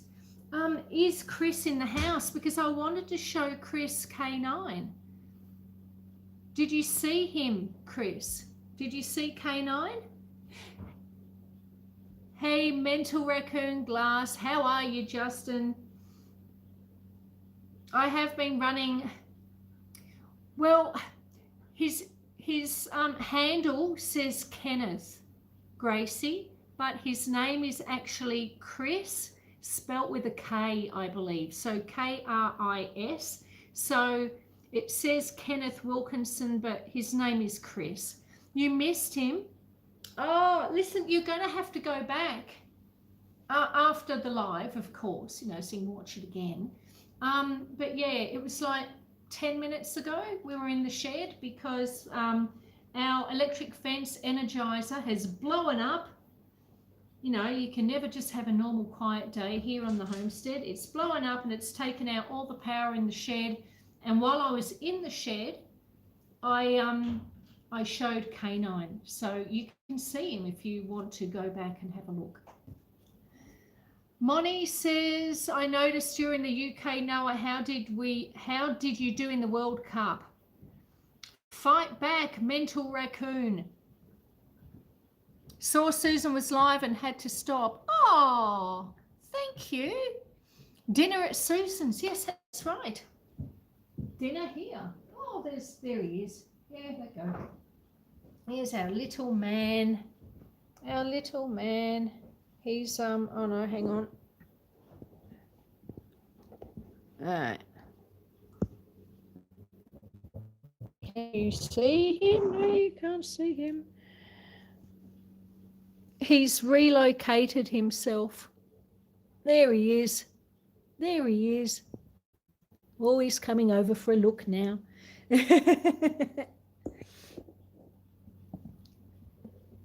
Oh, turn that around. Okay, there we go.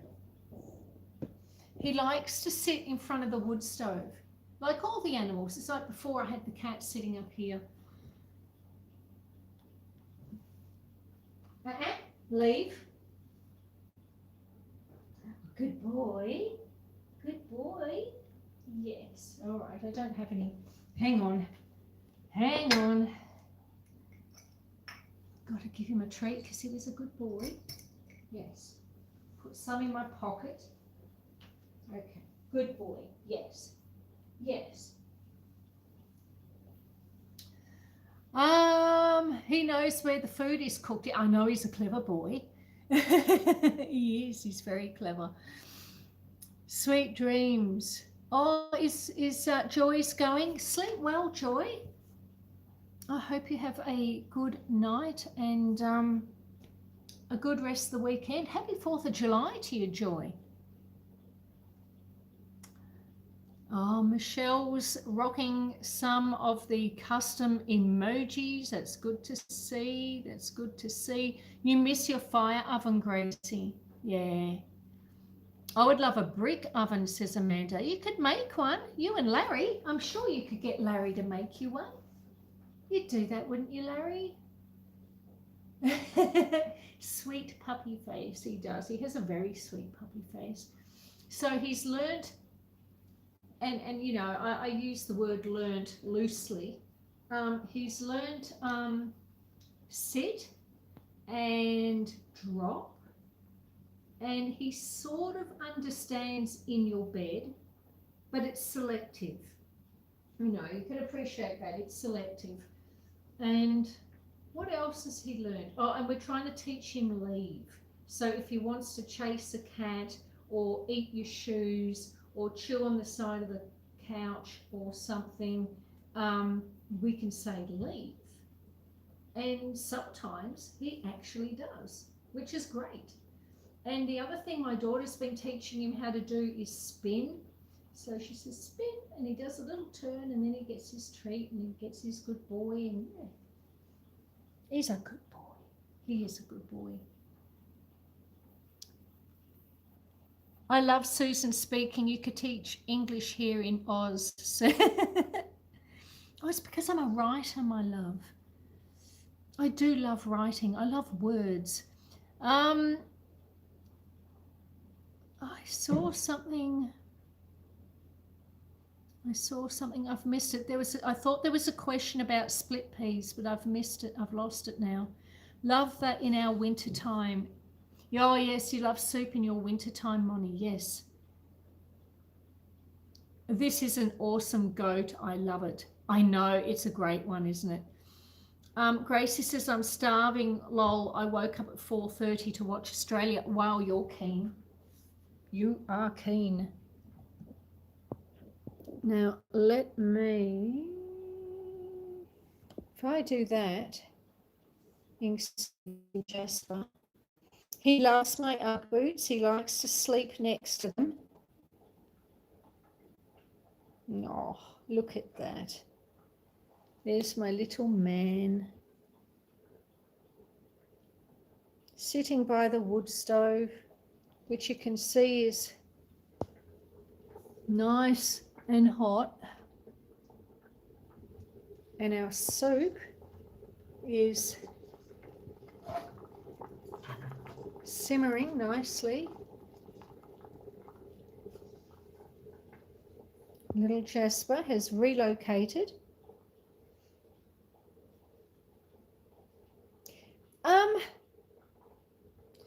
I I don't keep them back, Katie, but when I blend it, I pulse blend it, so I don't make it super smooth. I do like some texture to my soup, so it won't be super smooth, but I do hold back some of the ham, and I put some of the ham in afterwards. That'd make a good photo, that, wouldn't it? If it wasn't for that green bucket in the way. Look at that. Oh, he is. He's very cute. I think he's cute. Oh. Does make it hard to cook meals, though, when he's sitting there. You can well imagine. But you see, the log burner isn't on in the lounge room at the moment because we don't need it. It's quite warm in here because we've got all the sun coming in through the lounge window. And if the log burner was on, he would be lying in front of that instead. But he's not. He's lying here. There's Fudge. Fudge is coming in to see where he is. She doesn't know where he is yet.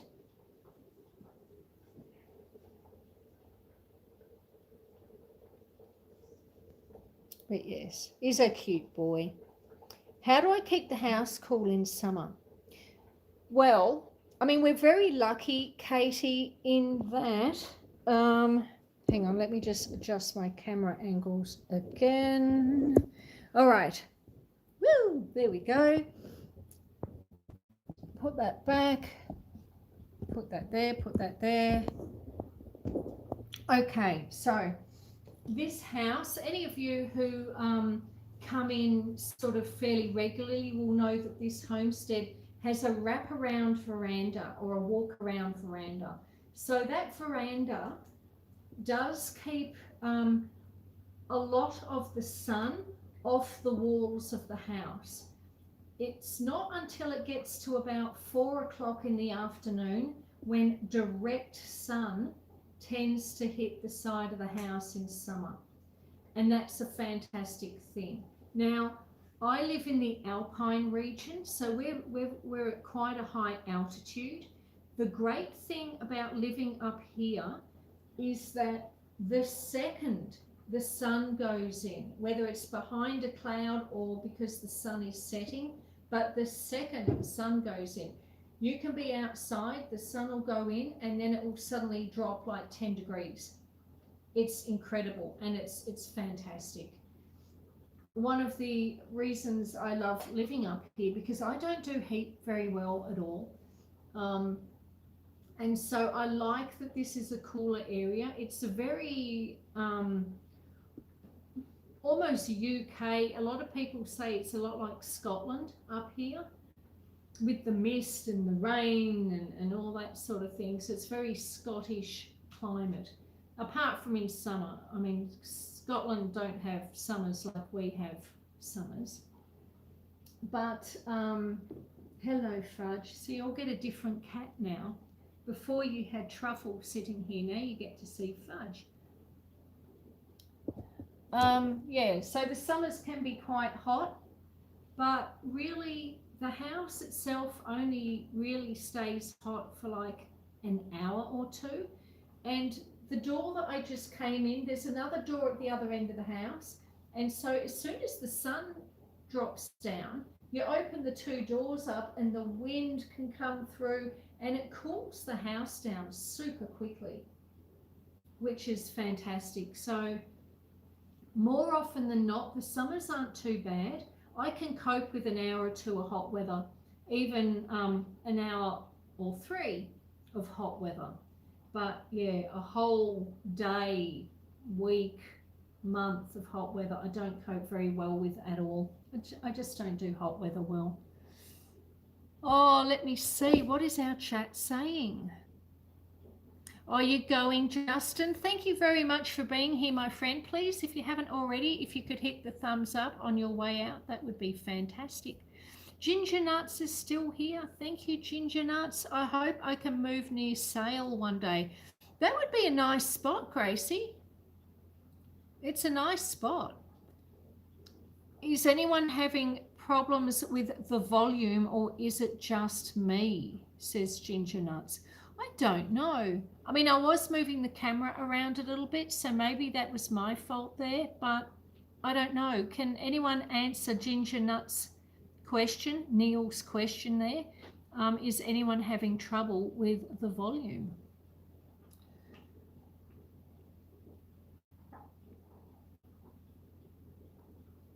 Gracie says, Moni, hello, sorry, watching and reading.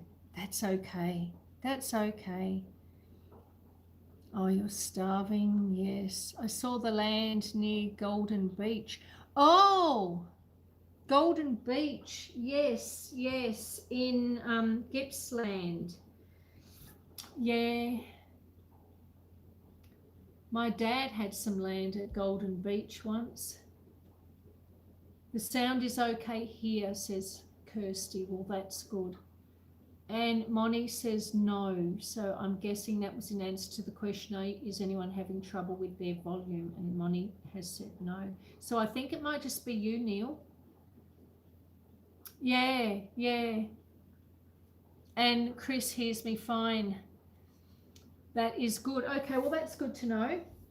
No, now many years ago, before I was even born, my dad, he had bought some land down at Golden Beach, right on the beachfront. And it was meant to be like this new estate that they were going to create. And they, honestly, the council did such a shifty. They sold, they had the whole blocks laid out, and they put little roads in, and they had the little blocks with little tags, and they sold every block because it was a beachfront in Golden Beach. Sounds fantastic, doesn't it? My dad bought one of them. And you know what the council did after they'd sold them? They sold every single block on that new estate, and then they decided to change the rules, the regulations, and they decided that you had to have a minimum of 1 acre to build a house. But the blocks that had been sold were all 1/4 acre blocks. So they divided the entire estate up into 1/4 acre blocks, sold every last one of them. And then when they sold the last one, they said, that's fantastic. Thank you very much for your money. And but you can't build now. You need to have a full acre in order to build a house. And my dad hung on to that single block for decades. And in the end, he was paying, and everyone was paying land rates on these blocks that they couldn't build on. And in the end, most people just gave it back to the council and said, look, just take it back. So you could gift it back to the council and then you wouldn't have to pay rates. So that was a really horrible thing. Not a very nice thing to do to people, because they must have planned it. I mean, well, yeah, I don't know. It was a long time ago. It's before I was born, but yeah, that's what happened. Oh, Gracie says, don't get me started on the council. They were given too much power. Yeah, yeah. A lot of councils do, unfortunately. You know, the things that a lot of them do are not in the best interests of their constituents. Sounds like a TV show, East of Eden. The Mansfield Shire have recently, there was some land sold in Mansfield, right in the heart of Mansfield. It was an old farm, I guess, at one point, and there were these old river red gums, and I kid you not, they were hundreds of years old. Huge, huge trees, beautiful trees.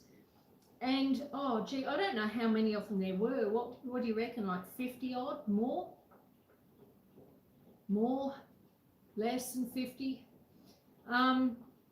Anyway, these incredibly old and beautiful river red gums, and we had to go into town the other week and they'd all been chopped down for a bloody housing estate.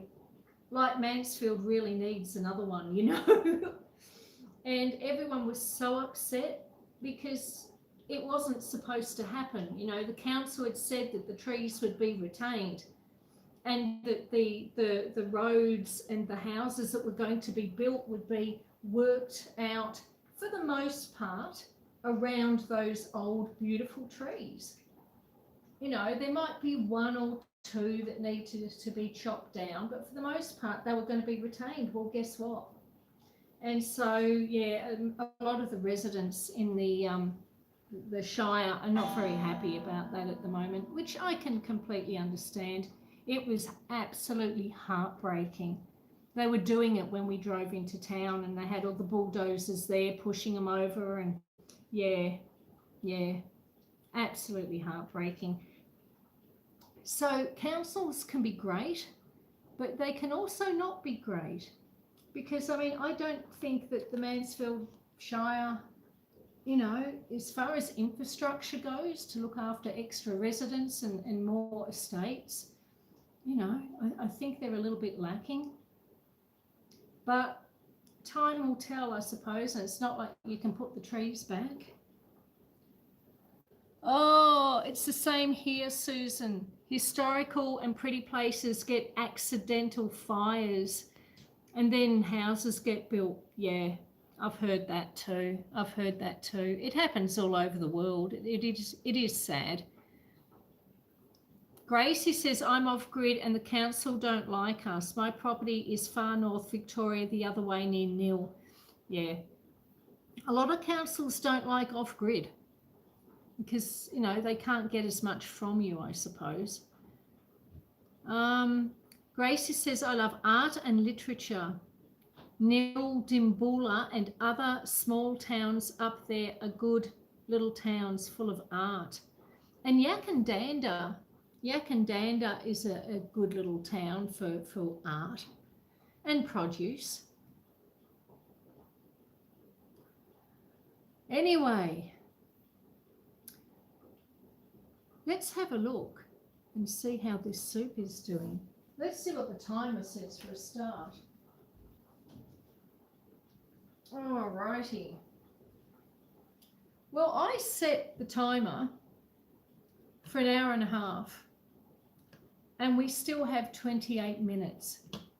So I don't think you guys are going to want to hang around for hours and hours and hours to watch this, but we will get it done to the point where we can at least take it off the hob. But for the moment, I'll give it a stir.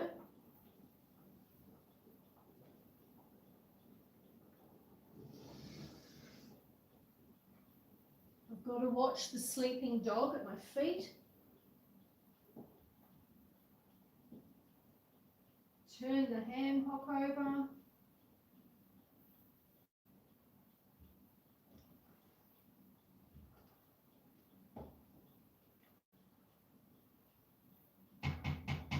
Oops. Sorry, little man.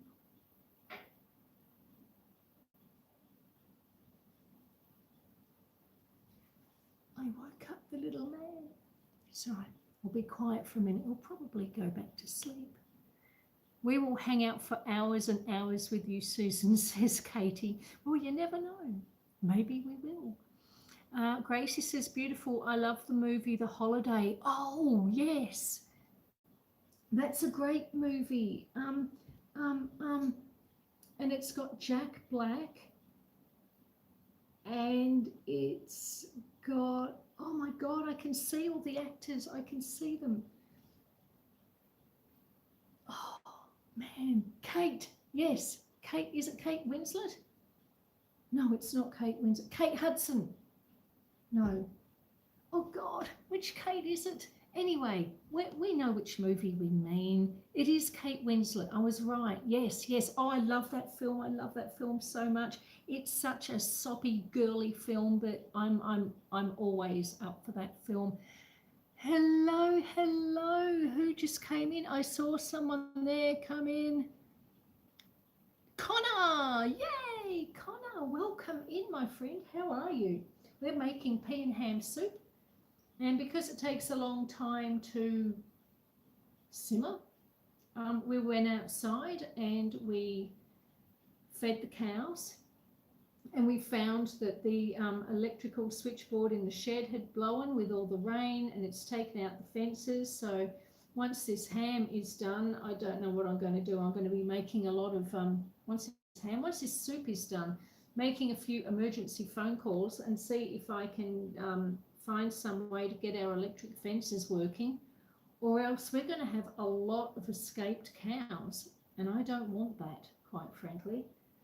Not at all. So my nice relaxing Saturday / weekend is suddenly not looking quite so relaxed, which is unfortunate, really. I was looking forward to it. Still, these things happen and it's all good. How are you, Connor? Are you well? Are you celebrating 4th of July? Gracie's off to find food, shop, eat, rest, etc. That sounds awesome. Oh, food. Food. We got any muffins left?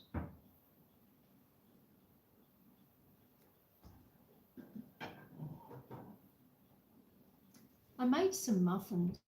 Do you want a muffin? And there's 2 left. Oops. 2 muffins left in the tin. There's 1 there. Look at that. Isn't that fantastic? You can have that one. And 1 for me. I'm sorry, I'm going to sit here and eat in front of you. So yes, there's been all sorts happening. And you know, I made that coffee cake of Leah's last week. Yes, triple chocolate, please, Gracie. Triple chocolate muffin. My daughter makes banana muffins. Oh, yes, very nice. Katie's Kitchen says you could write about the adventures of the cows go on when they cross the electric fence.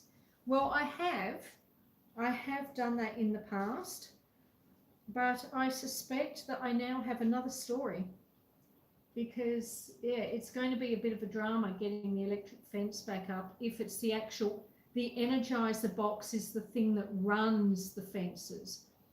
And looking at all the black coming out from it, I would say it's probably fried to a crisp inside. Being a Saturday, I'm not going to be able to get another one till Monday at least. And that's if they have one in stock. So until Monday, I'm not going to have an Energizer unless one of my neighbours just so happens to have a spare one that they could wire in and lend me for a few days.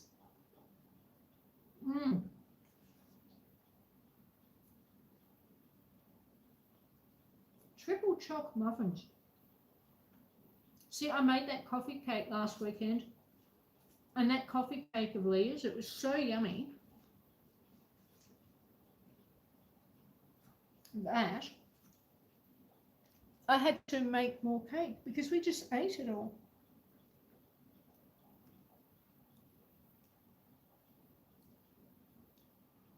She is a caution, Kirsty. Any chocolate? There's dark chocolate and there's milk chocolate and there's white chocolate, Amanda, because you can never have too much chocolate. That's the same in this house. The girl is chaos. Yes. No, that coffee cake that we made last week, so we made it on the Saturday. I think it was gone by Monday afternoon. It didn't last long at all. And so I made these muffins on, was it Thursday? Wednesday? I made them sometime anyway, but these are the last 2. And I mean, thank goodness for chocolate and baking. I am sorry that I'm eating in front of you though. Yes, you're right. Dark chocolate is the best.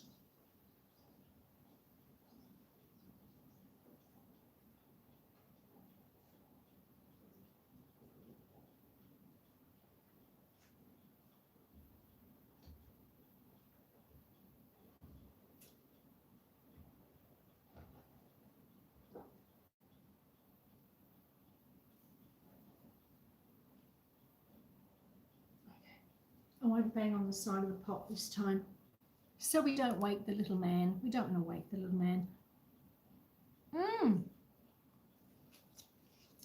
I'm sorry, piggy me.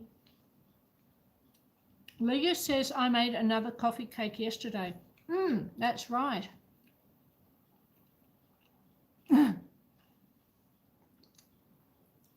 Moni says that's okay. I can enjoy it without the calories this way. Well, thank you, Moni. Ace says 40 thumbs up. That's awesome. Thank you. Thank you, thank you. I feel like such a piggy.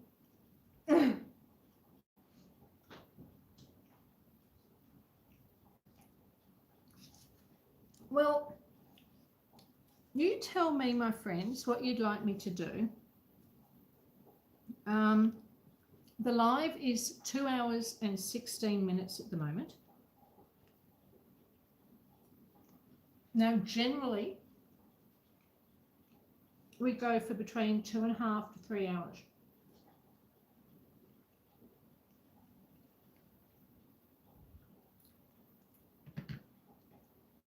So I can cook this to the point where we can take it off the hob and let it start to cool down.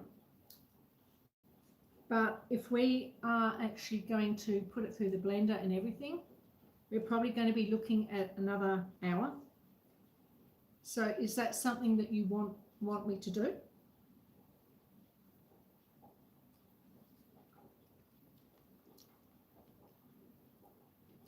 Leah Williams is saying hello to everyone. Now, Leah isn't a content creator.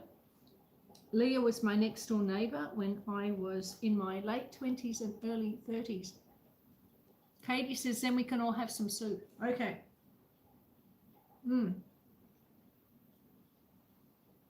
Okay.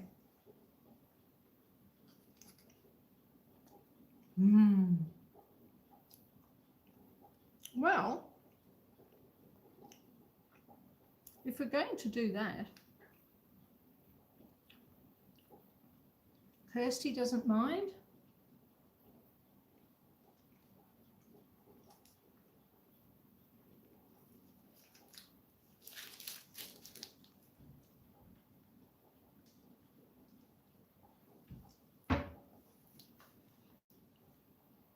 Well, most people seem to be of the consensus that we should keep going for as long as it takes. So I guess that's what we'll do. There's Fudge sitting there. You enjoy hanging out in the kitchen. I've just dropped the camera a little bit so you can see Fudge. Fudge is sleeping. Well, she's not. She's in the zone. And then down there on the floor, we've got little Jasper. I don't know if you can see little Jasper.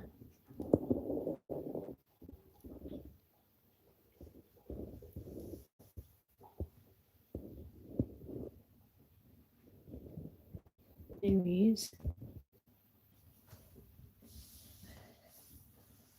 There's my little man. He's asleep on the floor. Hello, Sharon. I'm all ready for another hour. So you should be. I'm making it for you, you know.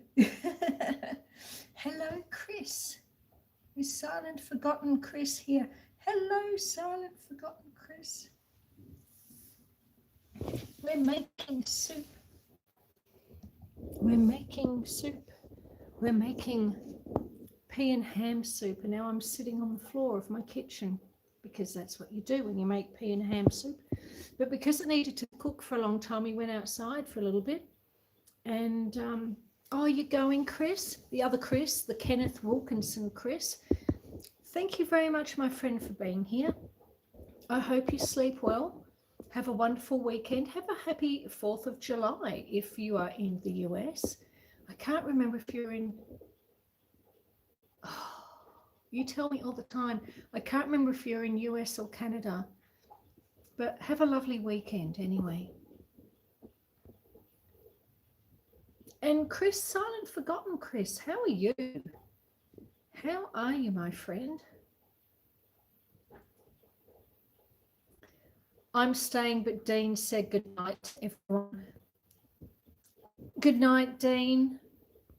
Thank you very much for the donation, for the super chat, and I hope you sleep well and have a wonderful weekend.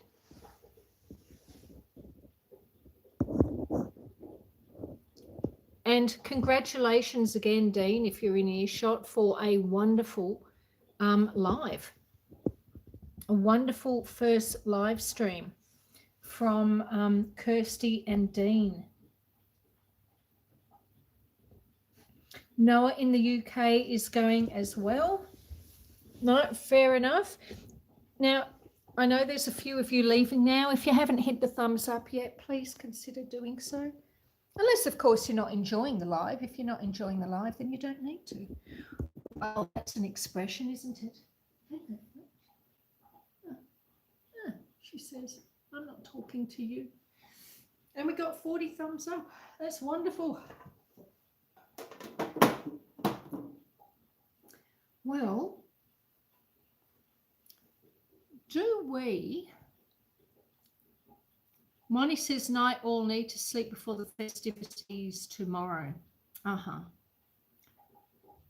Okay.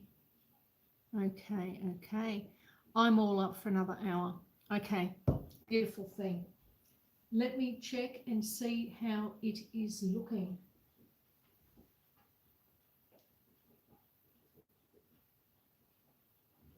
We just need it really to get to a point where the meat is starting to fall off the bone.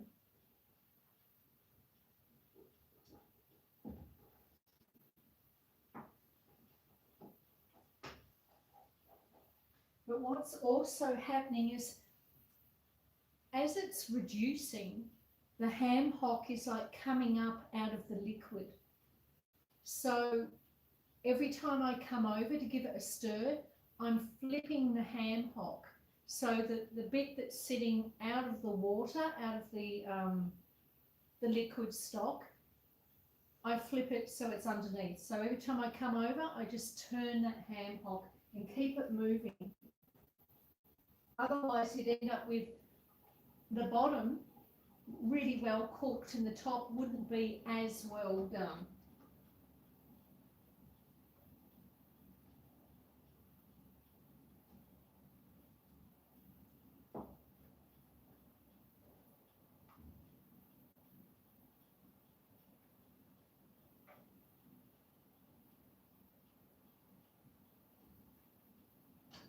Ooh. Tell you, it's very hot too, the oven.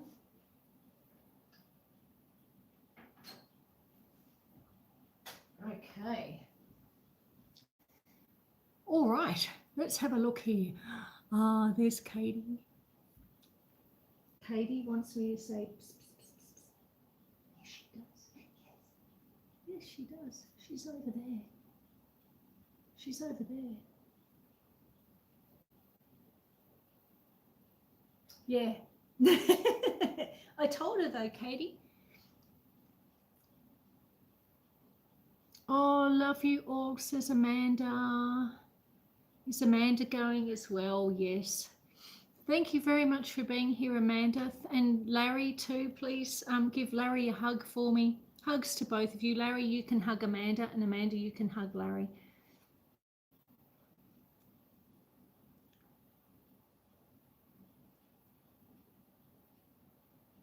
Are you going, Amanda? Or are you just saying I love you all as a general statement of love?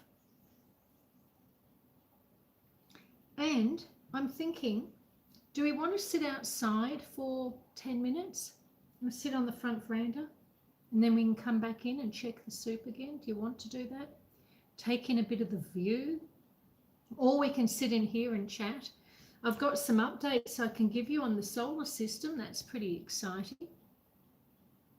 But yes, it sounds like we're going to get the old solar system died in November, end of November, beginning of December last year. And I had put down a deposit to get a new one installed. So the old one was going to be removed and then a new one put up. And that was going to be done on the 17th of January, and then it was pushed out to the 17th of no 20th of Feb, and then it was going to happen in March, and now they've just given up trying. The company basically can't find anyone to come out and do it. Now, I did pay them a deposit, so I'm hoping to get that deposit back. But I think what happened was that the quote was basically so cheap that once it was done, they can't find anyone. So they do a quote and then they put it out for tender. So once you accept the quote goes out for tender, and then electricians can say, yes, I'll do that job, or, you know, but they can't get anyone to do it because they've made the price so low that the contractors aren't willing to touch it, is basically what I think has happened. I'm not saying that is what's happened, I'm guessing, but I reckon I'm pretty on the money with that. So anyway, I found a different company, and I said to him, look, I just want a realistic quote. I don't want it to be a super cheap quote necessarily, just a realistic quote. And he's given me a realistic quote, and I like his realistic quote, and so it's a completely different company, and they are going to be coming here in about a month to put a new solar system up, so weather permitting. So that is exciting. I'm glad that it's finally starting to happen. Very, very exciting. Jay Sparky, my God, I haven't seen you for such a long time. How are you, my friend? I'm on the beach fishing, and my nephew caught a few bream. Wow. I haven't had those fish for years. Well done, though. Well done on getting them. Well, not you personally, but your nephew. You get the joy of watching and wishing it was you, but it was your nephew. Well done. That's awesome. Is it a lovely day, though? I bet it's a lovely day to sit on the beach. I haven't been to a beach in years. I must do that one day. The puppy's doing well. Let me show you the puppy. Right, if I drop you round here and I put that up there and then I do that there. All right, one puppy. So see, here we have the soup. Here we have the soup, which is cooking. And then down here in front of the oven, which you can see is nice and hot, we have a sleeping puppy. Look at the size of his feet. He's got absolutely massive feet.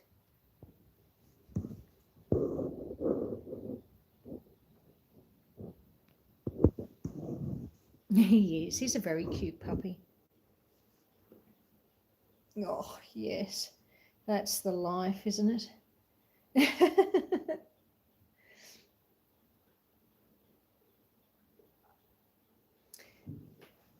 And as for the, yeah, Ace is putting up some little Jasper feet. And there's our soup simmering away. You can see around the rim of the pot there how it has reduced in level. Now that liquid originally was covering the ham hock. That is an 850 gram ham hock. Now every time I stir the pot, I'm rotating the hock, so it's not just the underneath of it that's cooking. Oh, relax, Jasper. Oh, he's snorting. It's when he sleeps and woofs in his sleep.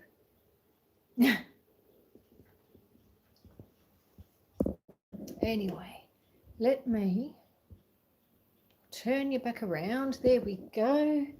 Not the best angle of me, I must say, but I'll put you back there.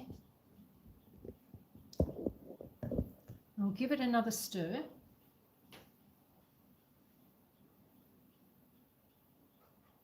while we dodge the dog.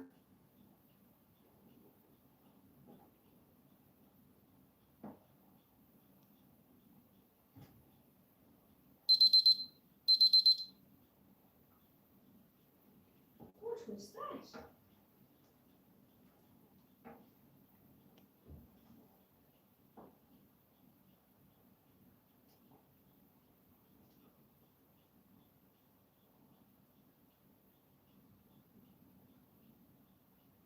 That woke him up. But he's just sitting there.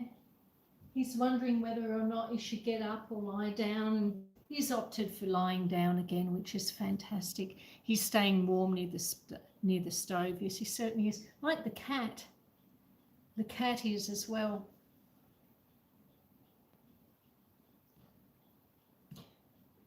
Well, do you want to go sit on the front porch for about 10 minutes? Or do you want to stay inside? I'm happy either way. We can sit and look at the view, or we can keep talking about solar panels. But isn't that good news, though, about the solar panels? I'm pretty excited about it. And of course, this new solar system is going to have 2 batteries connected as well.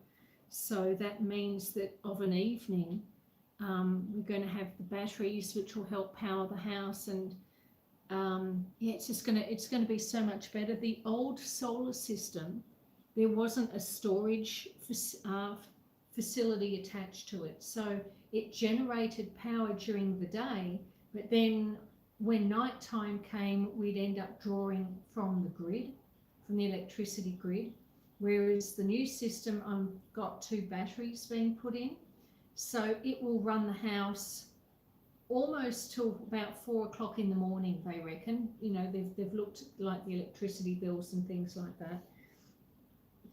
So it's going to really take over almost all our power requirements. And if the power was to go off entirely, it would run everything for about 3 days, 3 nights. The only thing I'd want to be careful of is we do have an electric stove over here, which we do use in summer more than anything else, because in the heat of summer, if it is a really hot summer, we don't always want to have a wood stove on. And depending on what you're cooking, you might need a stove, but you don't want to have this giant wood stove heating up the whole house. So we've got the electric oven there. So if there was a big power outage, I would not be using the electric stove unless I really had to. But, you know, we've got a barbecue outside, and if I really wanted to, I could still light the wood stove and still be able to cook things in it, do soups and noodles and stir fries on it. So yeah, as long as I don't use the electric oven, I believe that the batteries will keep the house powered for 3 days, which is impressive. I'm pretty happy with that. I reckon that's cool. Yeah, I do too, Kirsty. Yeah, I think it'll be good. This new system will be so good. Are you still able to pay it off interest-free? It will still have rebates. So the original system that I had, I was getting, oh, what was it, $2,800 worth of rebates on it. This one is the same, but when you apply, you have to apply for the rebates. Now, the rebate is a government cashback thing that they do. So you get $1,400 from the government when you get a solar system put on your house. And then there was a interest-free loan that you could also get, and I applied for that as well. So with the first solar system, the one that didn't get put up, I applied for the rebate and the interest-free loan. that was valid for 6 months, and wouldn't you know it, the 6-month mark expired about, wow, everything's happening, isn't it? Okay, so I applied for the interest-free loan and the rebate, but it expired about a week ago. So unfortunately for me, I need to reapply all over again for the rebate and the interest-free loan. And that involves me having to drive into town because I need to get stat decks and all sorts of weird and wonderful things signed off at the police station. I don't even remember why that was a thing. I think I had to prove who I was or something. So it's not like a quick form you can fill in online. You've actually got to go to a police station and have them say, yes, the person on this driver license is the person that's standing in front of me. So I've got to reapply for those. But once they're done, we're good to go, which is good. And then the old solar system, which is on the roof currently, there are 16 panels currently on the roof, and they will be coming down. I am going to keep those 16 panels. And originally, because this job was meant to be done originally in January or February, I had a buyer lined up to take them. He was going to pay $50 a solar panel. But then, of course, because the job didn't get done, they're still all up on the roof.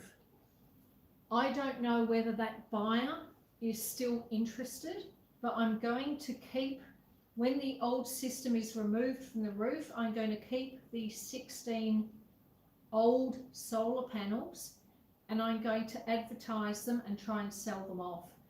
And that will help me to pay off the loan, the interest-free loan for the new system. So it's all sort of swings and roundabouts and sort of, you know, selling one thing to pay for this and pay for that, but it'll all get there. It'll all work itself out in the wash, as they say. Oh, bugger. Oh, no, that's all right, Dora. Look, it could be a lot worse. The new system will be so good. Yes, I'm sure you'll get it all back again. Yeah, look, I will. It's a very impressive quote, and it's a very impressive system. Remember how I always say that every time something bad happens, there's some good that comes of it? This system that is going to get put up now is so much better than the one that was supposed to be put up in January and then February and then March. So much better. So from that point of view, it all happened for a reason. It's worked out for the best. And yeah, I just hope it works out for the best with my energizer out in the shed that just blew up. We'll get a better one. Yay! Now let me see how this is going. Again, I'm trying not to step on the dog.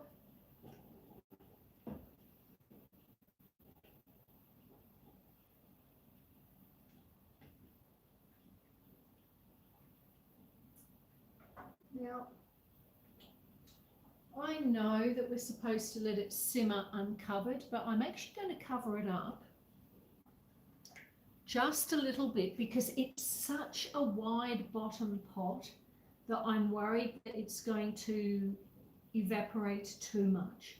So by putting the lid partially back on, it will allow some condensation to fall back into the pot, so it will retain some moisture. I want it to reduce, but I don't want it to reduce too much. So we're just going to pop the lid back on slightly.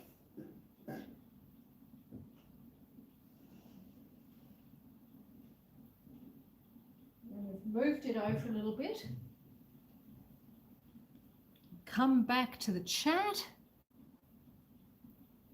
Yeah, everything happens for a reason. Exactly right, Dora. It really does. Or shit happens, sadly, in your homestead.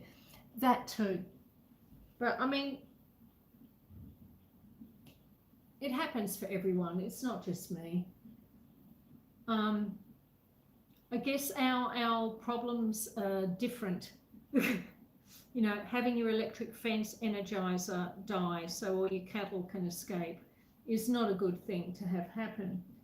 But, you know, people who live in cities and don't live on homesteads, they have problems that are equally as dire, I suppose, in many respects. But they're different problems. So that's all right. Water off a duck's back, as they say. Now, how about we go sit out the front on the veranda for a few minutes? I've got my timer. I think we'll go sit outside. My battery pack's down to 56%, but we should be fine. So let's go sit outside.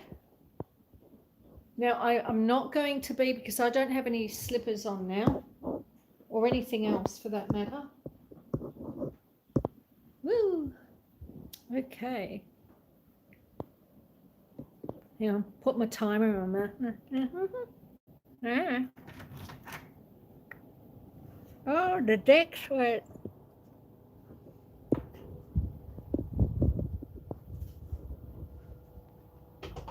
Okay.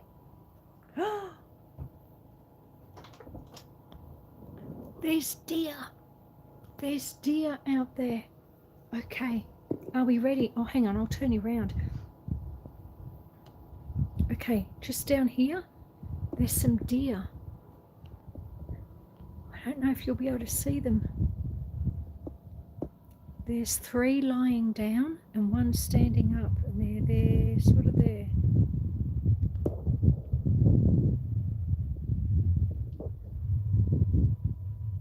Can you see them? They're right on the horizon. Cool sky it is, Dora. If you look where the grass, the green grass ends, and you can see the trees in the distance there, right on that line, there are 3 or 4 deer. 3 of them are lying down with their heads up, and then there's another one. Oh, what's the chances of me ending the live if I try to do that, Dora? And hang on, and I can't because I'm holding this in the other hand. Oh, no, they've seen me. They've seen me. Bugger, they're running off. Oh, no. Bugger. I'm guessing you didn't see them, guys. What a shame. I'm sorry. If I wasn't holding this timer in the other hand, I probably could have tried to zoom in. Did anyone see the deer?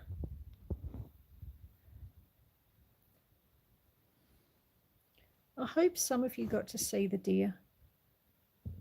But yeah, it's a lovely spot, this, isn't it? Oh, let's sit there. And yes, it's a beautiful sky. You're quite right. Oh, Dora says, I zoomed in and saw them. And Katie says, I was looking on Zillow and missed them. Oh. What on earth is Zillow? Is that another new platform? Let me... Kirsty saw them briefly. Okay. Oh, I'm glad you sort of saw them. All right, let me sit back here. I put up a members only post the other day. I'll adjust that. There we go. I put up a members only post the other day, and in it was the sheep. It needs to be higher, doesn't it? Come on, we'll get this home. We'll get this sorted out. So in the members only post, there were some sheep, and then in front of the sheep there was a kangaroo sitting there watching them, and then behind the sheep there was a big group of deer sitting there. Now, I didn't mention, I did it as a members only post. That's the post that you really loved, Ace. The one that you mentioned, you said I should turn it into a thumbnail. But if you were to zoom in on that post, on that photograph, there's the kangaroo, and then there's the sheep, and then behind the sheep are all these deer. But they were so hard to see, and so I didn't actually mention the deer in the post itself. But if people wrote in the comments, I'd say zoom in and you'll see the deer in it. And yeah, it's a great photograph because you've got sheep, deer and kangaroo and the view all in one photo. It's a really fantastic shot. But yes, what a shame. Well, I'm glad you sort of saw them. Dora says you can put that also on your Buy Me a Coffee. I zoomed in and I could see the deer. It was a great pic. Now, you know, I've never done that. But I do believe other people do. Like with the Buy Me a Coffee, I just use it to post my articles on. But maybe what I should do is, because I do 2 articles a month, maybe what I should do is on the alternate weeks, post a photo on Buy Me a Coffee. We're going to get this angle right, you know. We'll try that. Oh, now it's too high, honestly. But yeah, maybe I should. I mean, I do post photos on Facebook as well, of course, because I have the High Country Homestead Facebook page, and quite often I'll post photos to the High Country Homestead Facebook page. What I've started doing the last few weeks is especially when we do these Saturday lives where we're inside baking things in the kitchen, what I've been doing is in the afternoon, I've been posting photos of the end result and putting it up on the Facebook, the High Country Homestead Facebook page. So it hits there. And maybe what I should do is every so often actually just post a photo to the Buy Me a Coffee as well and utilize it a bit more, see if it helps. It may help, it may not help, I don't know. But I only ever started the Buy Me a Coffee because I wanted to share my articles with people. I wanted people to read my stories and to get a little bit of feedback, because when I started writing my stories, the first publication I started writing for was called the Told Me Times, and I was very embarrassed. Like, I was thrilled, but I was very embarrassed about my writing. I wasn't very confident in myself and my writing, so it was anonymous. And even to this day, it's still anonymous. But everyone knows it's me now. So in the Told Me Times, my articles are written by SHS, which is me. And yeah, and everyone knows it's me now. So really, they could print my name and it wouldn't matter. But because it was anonymous, you see, I never got any feedback because no one knew it was me. So they didn't know who to give the feedback to. Then I started posting things to Buy Me a Coffee. And what was so great about that was I started getting a little bit of feedback, and that was so helpful for me as a writer. Oh, Kirsty said it was a great photo. Yeah, it really was. I will use it as a thumbnail. I think that was a fantastic suggestion, Ace. Yeah, look, it was really great to receive that feedback because that really built my confidence. So I sort of started with the Told Me Times, then I started uploading those stories to Buy Me a Coffee, which allowed me to get feedback.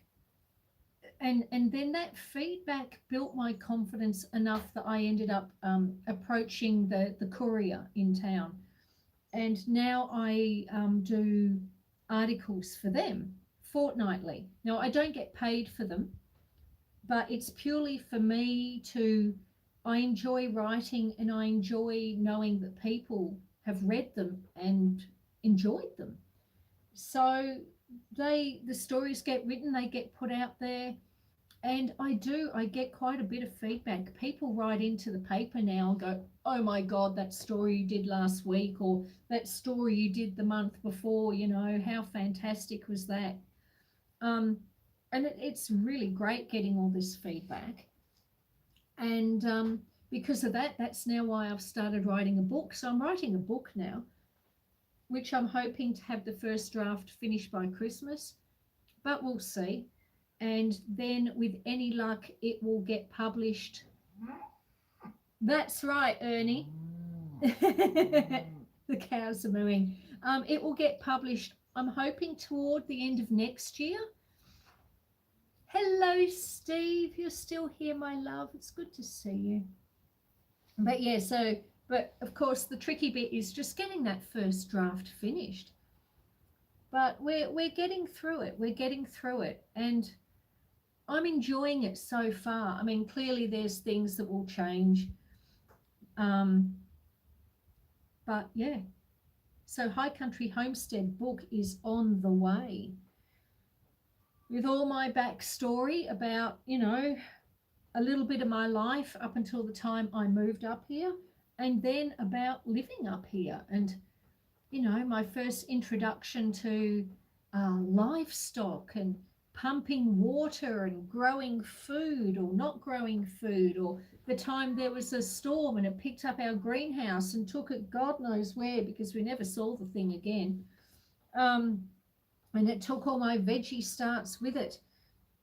So there's all sorts of really funny little stories that and some of them have been made into articles, but that I can expand upon. And there's some characters, local characters that I can talk about that don't get talked about in a newspaper article. So it's going to be quite a good book, I think.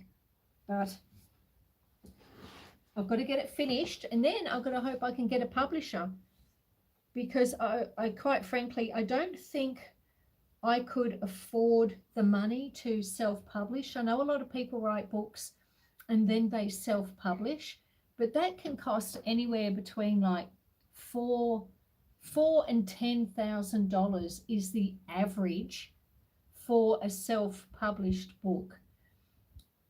Of course, it can be a little bit less than 4, but it can be more than 10. Until you get to that point in the process, I don't know how much it would cost. I don't think I could afford to self-publish. So I'm really hoping that I can get picked up by a publisher. So once the first draft is done, I'm going to send it off into the world and see if I can pick up a publisher. It's fun and games. Fun and games. Let me turn you around. Let you look at the view once again. You can see some sheep out there. Whoops. I almost dropped the phone. Is that too glary for you? If I walk over here a little bit more, it might be less glary. Oh, goodness me. Look, Fudge has found yet another window to sit in front of. Always in the windows.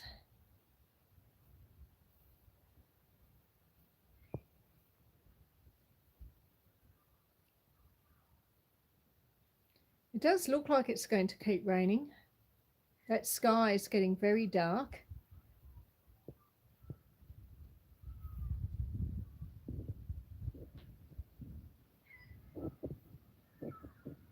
And then we've got some cows over there on that side of the house.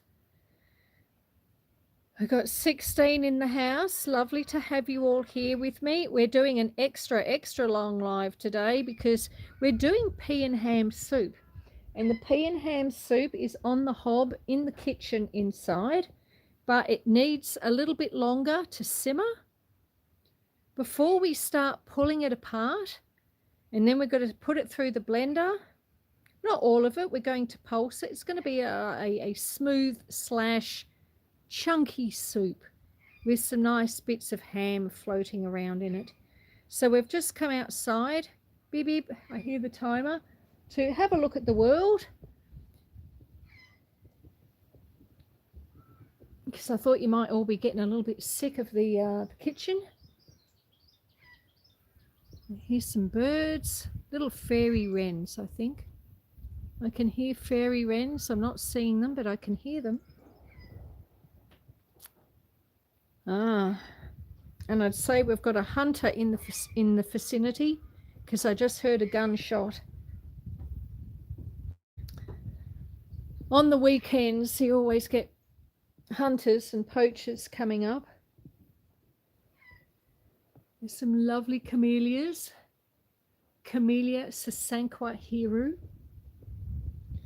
And then we walk around. There's where the old greenhouse ended up. It blew there. I didn't put it like that. It came down here, past my big bellows. And there we go. There's the full circuit of the veranda. So this wraparound veranda, Katie, is a lot of what keeps the house cooler in summer.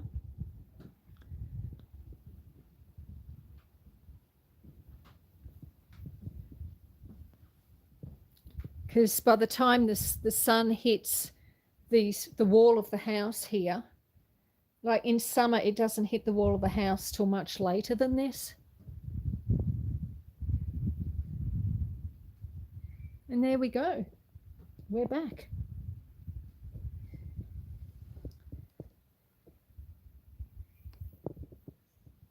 Right.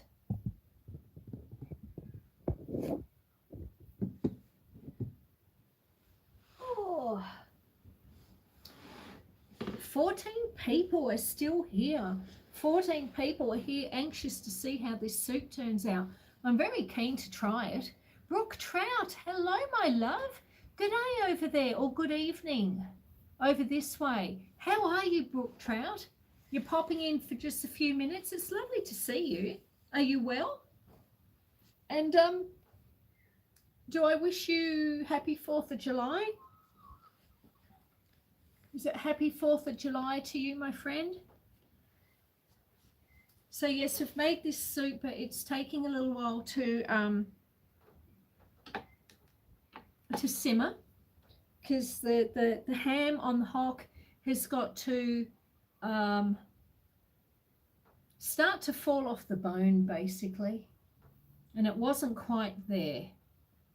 It should be by now, but we'll give it a few more minutes, and then we'll go in and we'll set ourselves up and we'll start taking all the ham off the bone. What I'll do, as I pull the ham off the bone, I'll be putting it into a separate bowl. And then once it's all done, I'll remove some of the fat, because you don't want the fat content within the soup to be too high. You want some fat, of course, because it adds to the flavour. But if you keep it all in there, depending on how much fat is in your ham hock, it can end up being too greasy, which doesn't give you a very nice mouth feel, and sometimes it can even give you a bit of a tummy ache if it's too oily. Brooke Trout says, I'm well, thank you. Oh, that's good to hear. That's good to hear. I'm glad you're well. Oh, you could do with some rain. We've had 228 mil over here. It has not stopped for days. This is the first day, but we've had so much rain that obviously it overflowed in the gutters in the shed, and it's completely blowing the energizer that runs all my electric fences. I don't know if the cows have noticed this yet, but as soon as they notice, they're going to be pushing those fences over. And I'm going to have cows going all over the place. So I need to get it fixed like today or tomorrow or in a 48-hour window. So there's always something on a homestead. But for the time being, we're sitting and we're waiting for soup to cook. Merichub, we're harvesting fruit and vegetables. Welcome in, Merichub. Welcome in, and I'm so glad to hear you're harvesting. That is good. Hello, Ma'am Ace, says Merichub. How's the weather over there, Merichub? Is it good? I hope you're having a lovely day. All right, we've got 5 minutes. 5 minutes. Shall we go back in and we'll start to get everything set up so I can start pulling the ham off the bone. 43 thumbs. 43 thumbs up is what I'm trying to say, which is very exciting. Thank you for the 4. Oh my God. I can't speak. I'm delirious. Good weather, but next typhoon is coming, the news said. Oh no. I'm so sorry to hear that, Marichub. I hope you'll be okay. Next week. Okay. Okay. Well, at least you've got a little bit of time to prepare. Oh! Whoops, I almost lost it. Almost lost it. All right, I'm going to put this in my mouth. Like that. And then we're going to do that. Okay. While we're walking back, I'll turn you around so you can see the cows again over there in the distance. And then we pan across, you can see some sheep.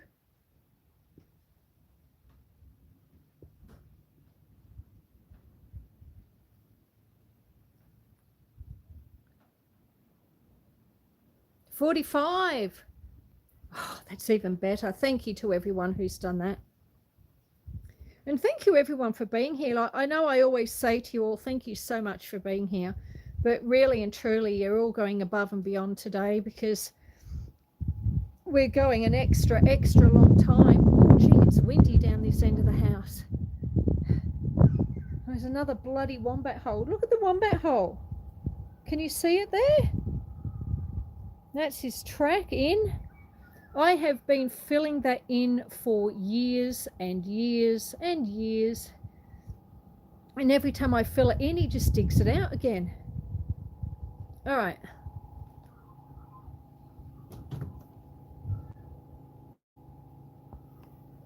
Put the timer back in my mouth.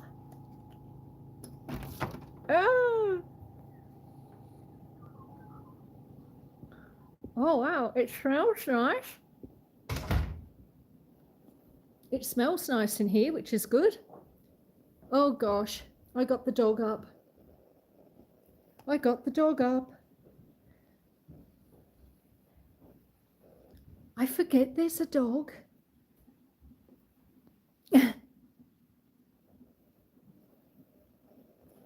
All right. Here we are at the stove. Look at that, nice and hot. That's what you want. And then here's our soup. We'll have a look inside. We'll take a peek. I'll take the lid off first and put it down over here. Oh.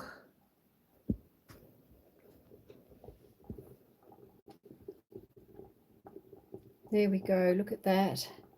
You need smell-o-vision. Yeah, we do, brook trout. I'm sure it'll come one day. Don't you think? I don't know how it would work. I'm not at all sure how smell-o-vision would work, but, you know, I'm pretty certain that one day they will be able to invent such a thing. Now I'll drop that down a little bit because we had it up. We do that and then we do that. Okay. Are we good? Yes, I think we are. All right, let's have a look. The timer's got 1 minute, so I'll turn that off. Scratch the screen, don't work. Indiana Funny Farms here. Hello, my friend. Welcome in. How are you? Hello, all. It's good to see you, my friend. Wait, ma'am, my partner here now. We're going home. Hello, Indiana Funny Farm. It's lovely to see you. We've been making pea and ham soup.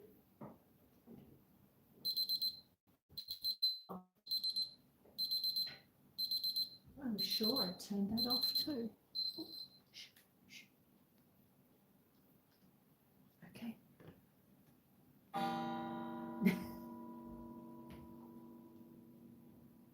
Let's have a look.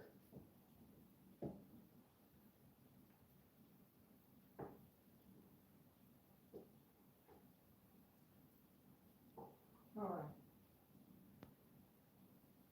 All right.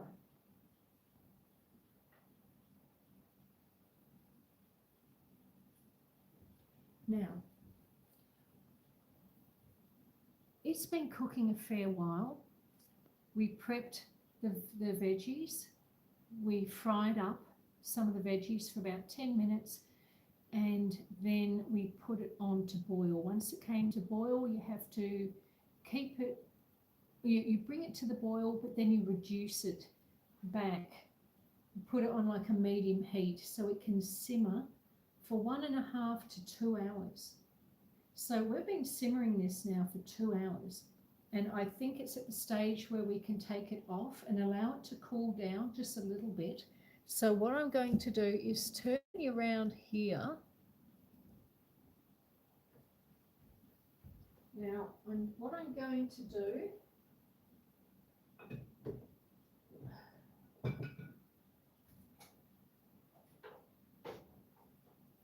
make a little bit of room.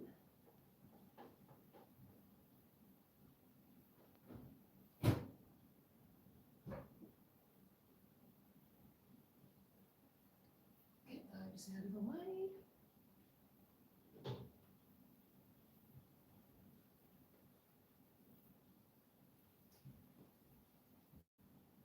So we're going to take the pot off the wood stove now, and we're going to go and put it over there onto the electric stove. The electric stove isn't on. We're just going to put it there so it can start to cool down. So let me grab this pot.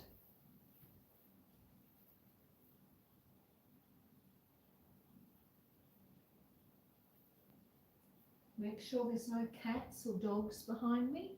And we're going to move it over here.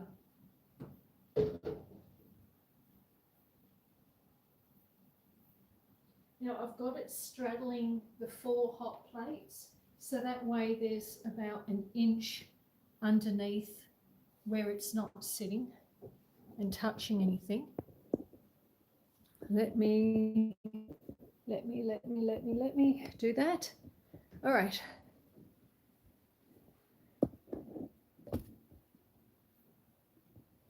So this is how we're looking.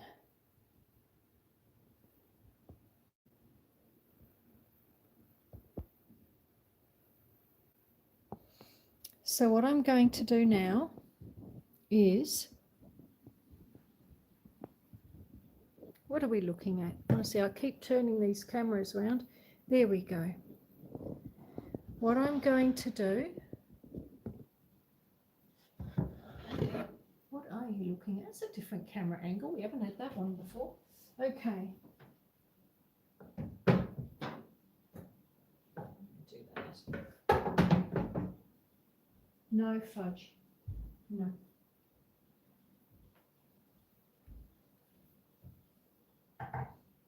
I'm going to grab a plate and put the ham hock on it.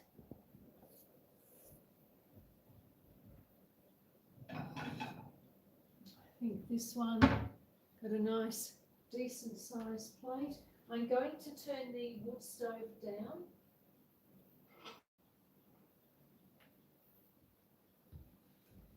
So we're going to take the ham hock off or out of the pot now and put it on here to cool for a few minutes. And then as soon as I'm able to touch it, we're going to start pulling it all apart. Yum, taste time. Almost there. Almost there, Ace.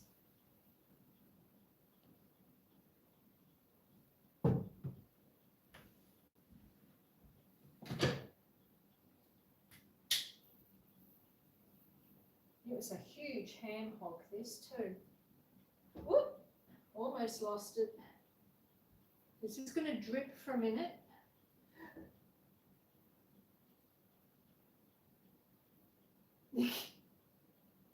It's very heavy.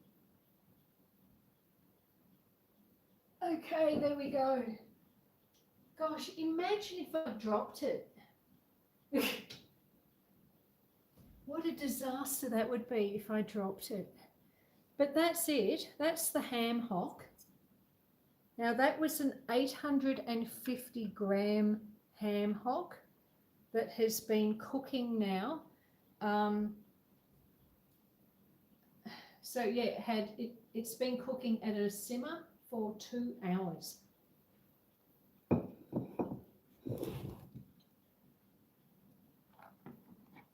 Get a few things out of the way.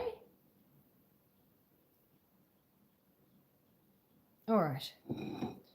And then we're going to get set up so that you guys can actually watch me pulling it apart, because it's not much fun if you can't actually watch the process.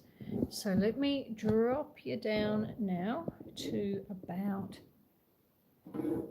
there. I'll put that tin over there, do that. Let's see what the chat's doing. Oh, my dog would love it if you dropped it. Yeah. Hey, animal lover. Hello, dear. Welcome in, my love. It's good to see you. Chicken's Uncle Bob is here as well. Hello, my friend. It's good to see you. Thank you so much for being here. It's wonderful to have you all. It's an extra long one today because we're making this pea and ham soup, and it took a long time to simmer. Now, normally I just use my hands to pull it apart, but normally we let it cool down a bit too, and we can't really, can we? So let's just start pulling all this yummy ham off it. I wonder if I could handle it.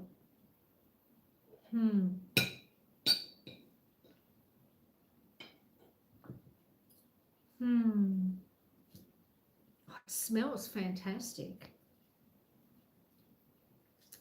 Oh, what's the best way to tackle it? It's so hot still. How are you, chickens, Uncle Bob? It's so wonderful to see you all here.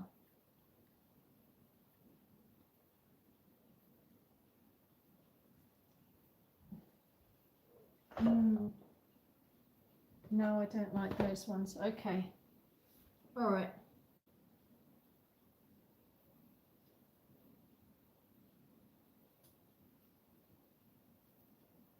Now, I think I'm going to need to use the fork.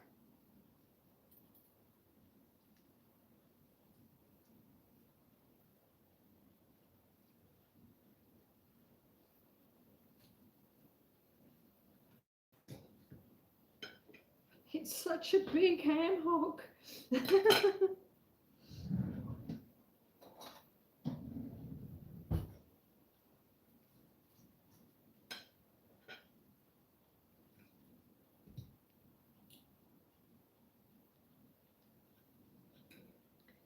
So we're just going to plow our way through this thing, strip all the meat off the bone. Move back here so you can see me a bit better. Now we're going to discard some of the fat. There will be, inevitably, a fair bit of fat in this. I see Fudge, the cat, is coming over.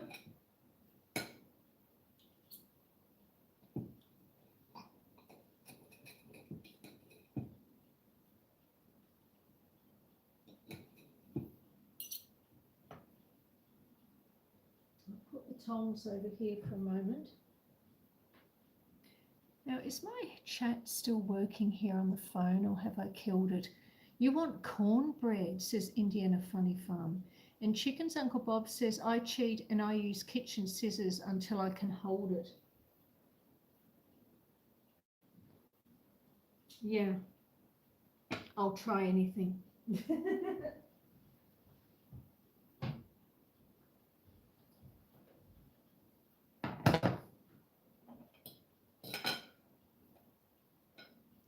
But I do have a steak knife as well, so.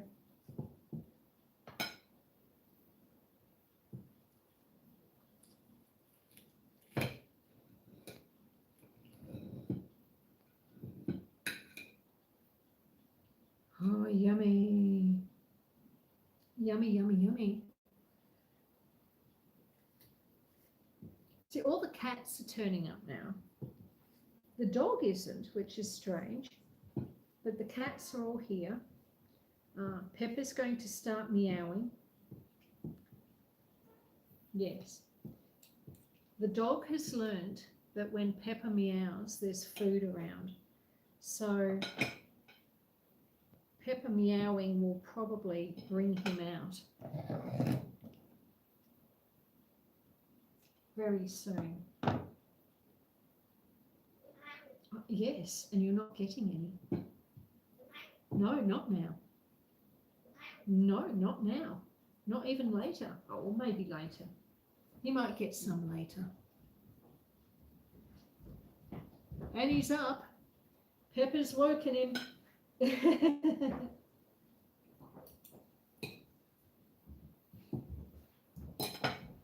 It's a very, very hot ham hock, people.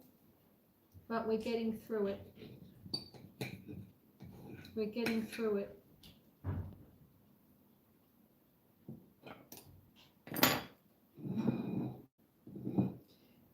Katie's probably watching me do this and she's probably horrified with the mess I'm making or with it.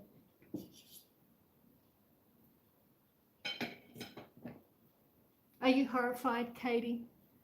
Hi, Leah. Oh, the bacon and cheese muffins. Did you make some? Yeah, they were nice muffins.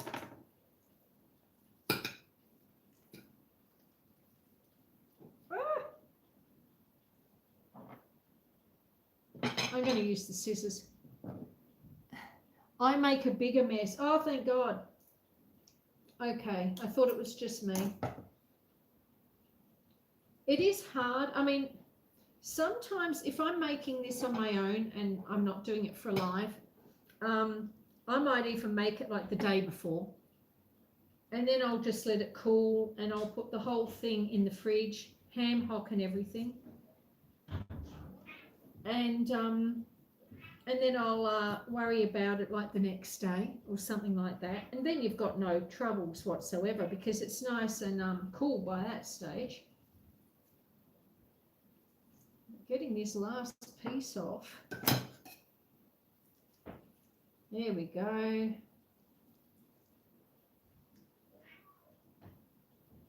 I'm sure we can save some of this too for Jasper's dinner. He will love this. Not all of it, of course. All right, we're getting there. We're getting there. I tell you, Sharon, you better appreciate this. This was my friend Shaz Sylvester, who's in the chat there somewhere. This was her request. Last week we did a Leah Williams coffee cake, and this week we're doing a request.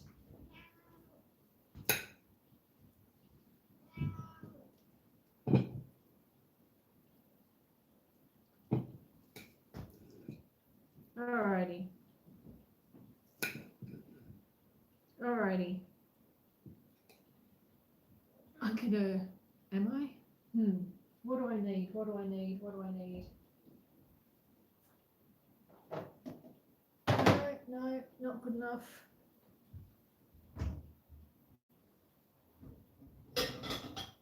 All right.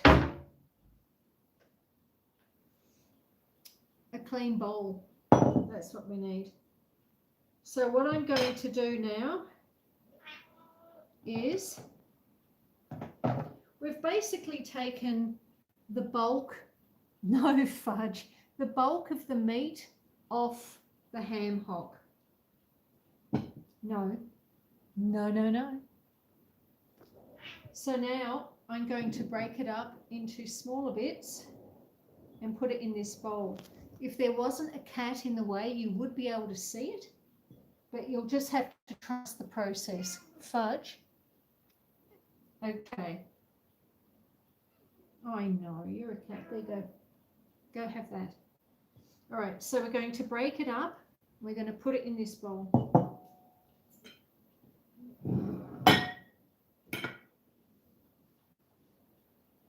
No fudge. That's right, you sit there. That's exactly what I wanted to have happen. And now we just keep going. This is going to be our job for the next sort of 10 minutes.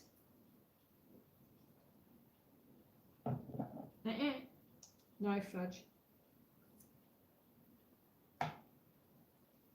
By the time we've done this, with any luck, the soup in the other pot will have cooled down enough that we can blend it. So now we're just going to break it up, plonk it in.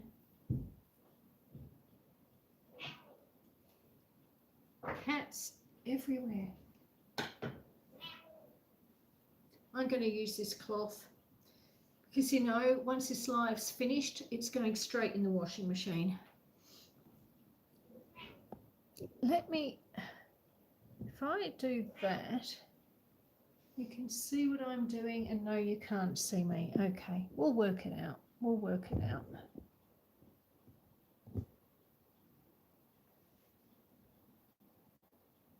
And that's the bowl. Okay. All right. Are we all still here?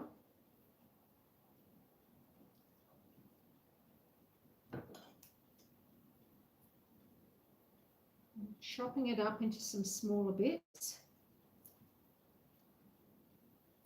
As per Chicken's Uncle Bob's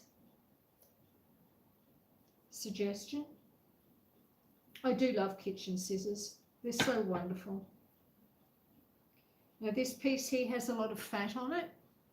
So we're going to remove some of the fat because you don't want too much. So relatable with your cats always in the way. Hey, I saw that. Lulling me into a false sense of security, she was. Well, now, not only do I have cats here, but I've got a dog at my feet as well. They're very keen, very keen. I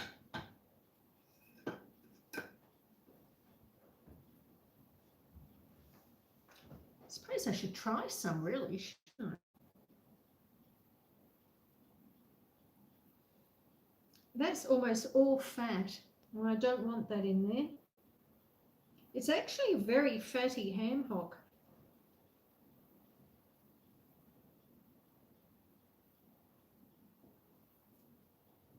And like I said, you do want some fat because there's a lot of the flavour is in the fat, but you don't want too much or else it ruins the mouth feel. And I think it can upset your tummy a little bit too. I know it certainly does with mine. The dog at the feet is relatable too. Yeah. Honestly though, Kirsty, your dog is so cute. Is it Millie Moo? Millie Moo, if I remembered that correctly.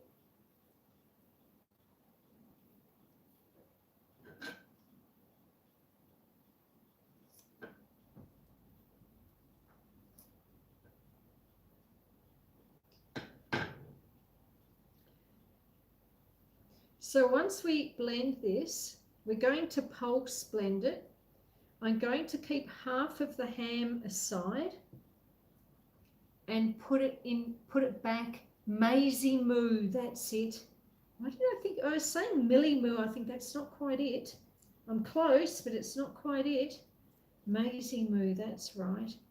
Yeah, look, this is all fat. There's a lot of fat.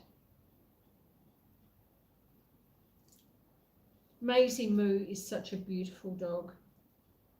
And I know she's not a golden retriever, but she sort of has that slight look to her. And that was one of the reasons, one of the things that sort of made us pick Jasper as a breed. There was a few. Fudge is watching my every move. She certainly is. I'm surprised Truffle isn't here, actually. Although she's probably sitting off somewhere watching me from a distance. So just because I can't see her doesn't mean she's not actually watching me. Well, I've got 2 cats and a dog here, watching with great anxiety. That's all fat. That's, oh no, there's a bit of meat there. We can have that bit. I know, Fudge. It's terrible. No.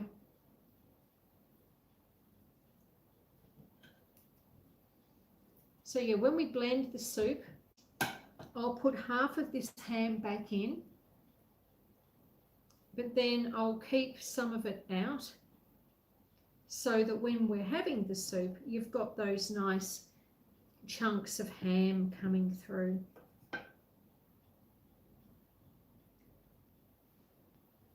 Oh, yummy, yummy, yummy.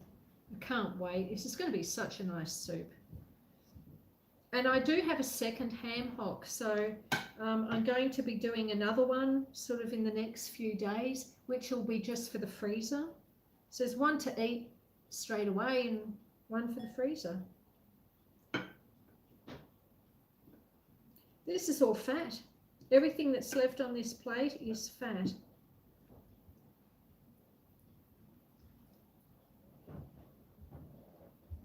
Yee. All right, so no, absolutely not. Now this is going to be a problem. Now you stay there, Fudge. Do not move. Do not move.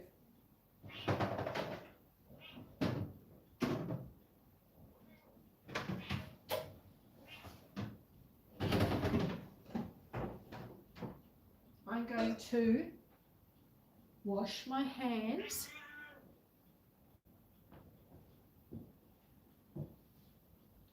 And while I'm washing my hands, you guys can watch Fudge, who's watching the food. Absolutely not. Come on, off, off, off. Get off, get off, get off. Right. Let me do this. Get some soap, wash my hands.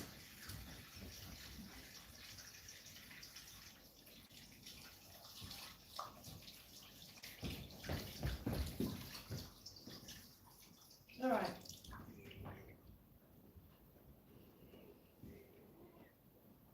Okay.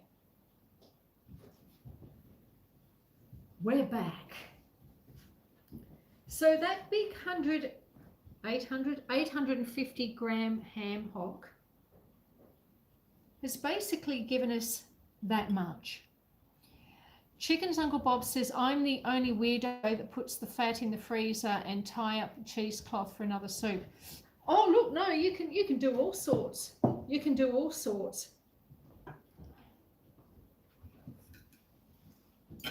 I mean, it's, oh, I missed a bit there. It's all handy. Whoops. Fudge is back. I missed a bit. There we go. Fudge, I'm not eating it. I know you want to eat it, but you're not. I'm running out of room.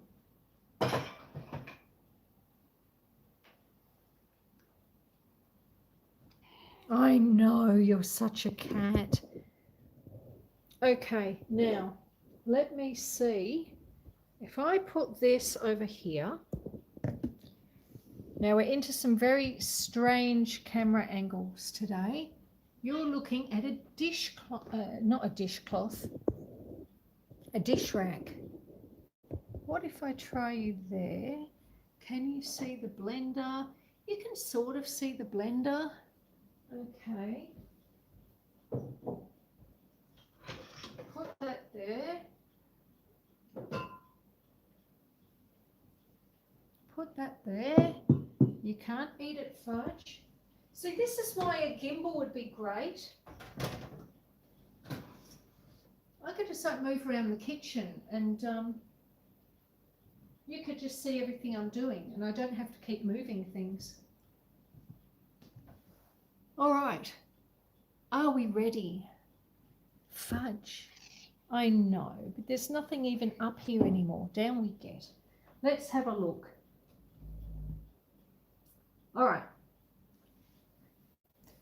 Shall we make some noise, my friend? We've got 45 thumbs up. Thank you very much for the 45 thumbs up. That is fantastic. What we're going to need now is another saucepan. So we're going to blend it and put it into this saucepan.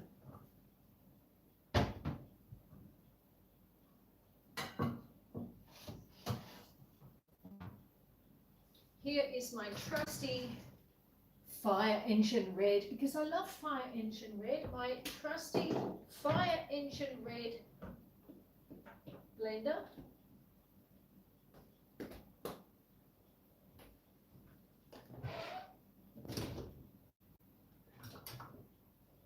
No, I won't use that one. I'll use this one.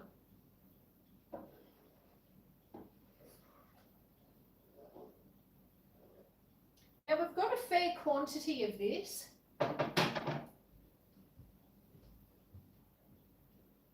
All right. I wonder if I've got.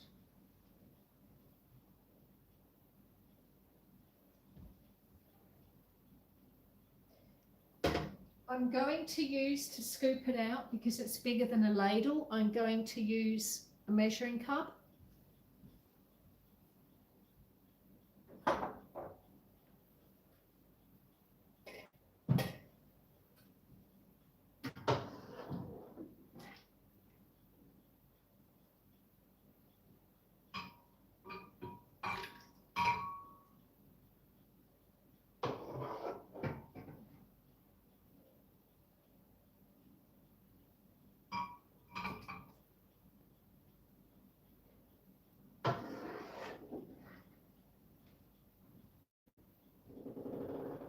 Okay. It's probably a bit much if I'm honest, but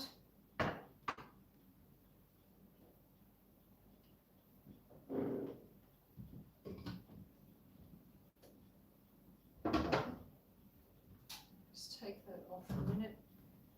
Make sure the lid's nice and tight because we don't want any accidents.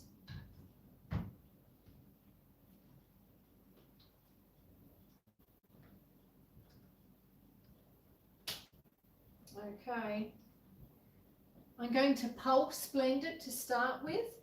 Now,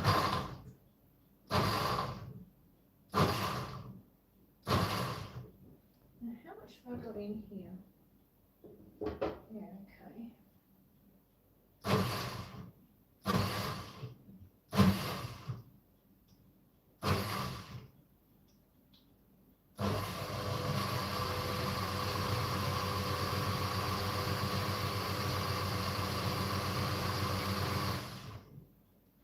Alrighty.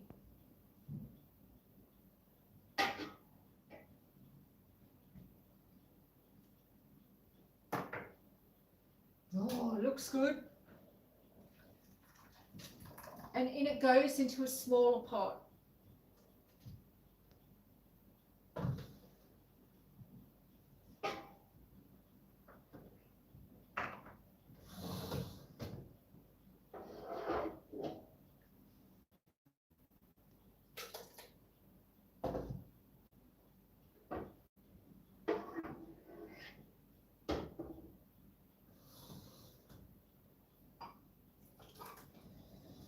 So I'm putting it in 3 cups at a time.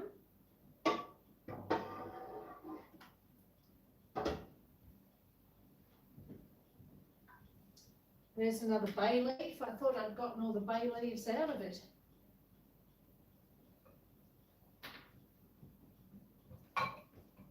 Alrighty.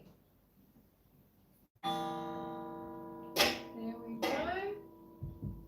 We're almost there, folks. We're almost there. Muffins look great. It would go well with the soup. Yeah, that's true. It would have done too. But alas, I ate them all.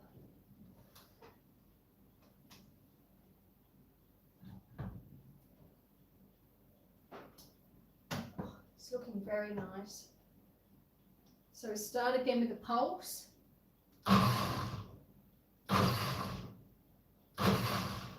Now the first lot, I blended it quite smoothly. This one, I'm not going to blend as smoothly because I do want it to have a little bit of texture, and that's just my personal preference.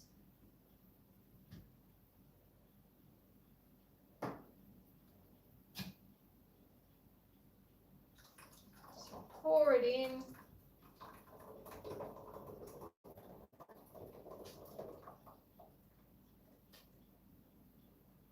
Lovely. Okay.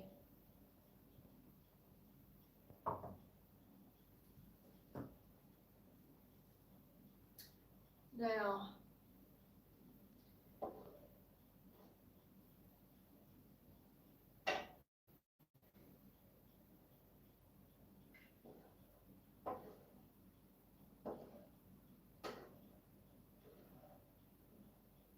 we are going to put in the last lot now. I wonder if I can get away with just tipping this.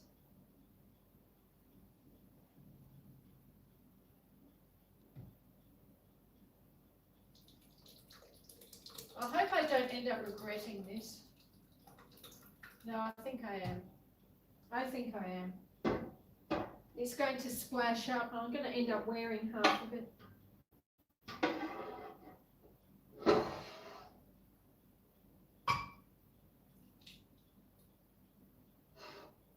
Katie's probably watching me do this laughing and going, oh my God, you're making so much mess.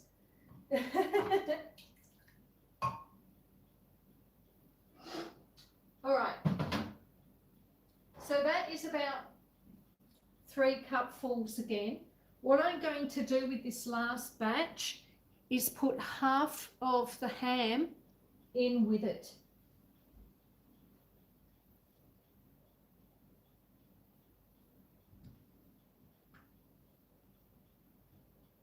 There's a tiny, tiny bit of liquid left in this, so I might keep some of the ham back for that lot. Where will I put you? I'll put you there. All right.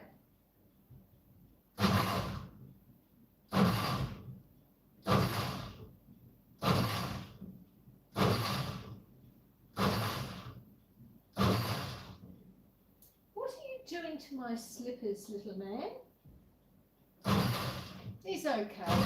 He's just keeping me company.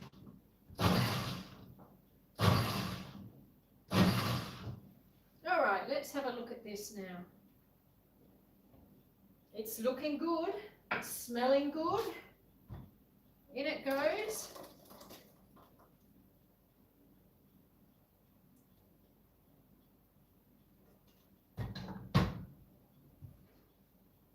Now there's no big chunks of celery or carrot left in this. So what's left I will just pour in.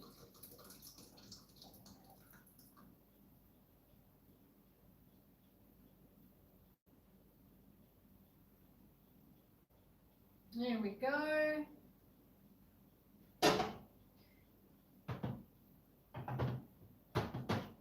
I'll put some more of this ham in with it.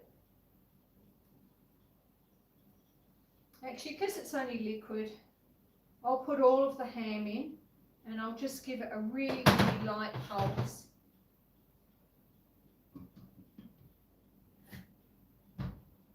All right, last lot, folks.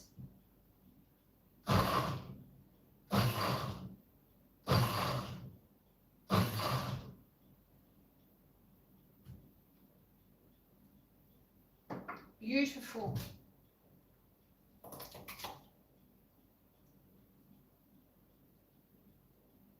What a mess.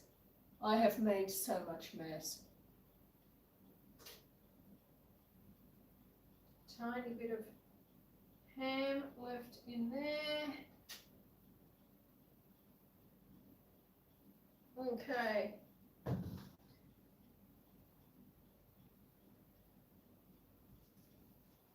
So let me show you. I'll show you what it all looks like.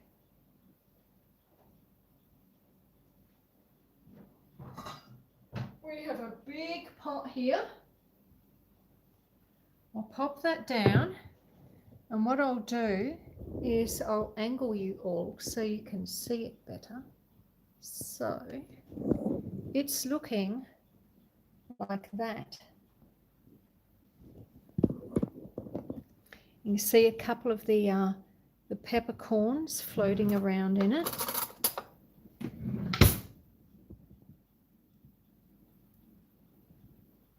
So see, it's not a smooth soup. It does have chunks. You can see some of the ham there. It's got some quite decent sized chunks. Because you have pea and ham soup, or at least when I have pea and ham soup, I like to actually get some chunks of ham in it. Now, theoretically, what we would do at this point, if we were having it straight away, you know, you'd put it back on the stove, heat it up, and try it, and eat it rather. Okay, but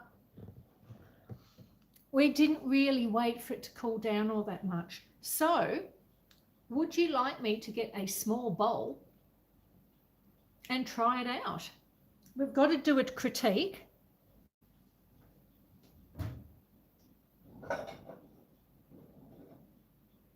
Actually, I won't use a super big bowl. I'm just going to use a little dish. Okay.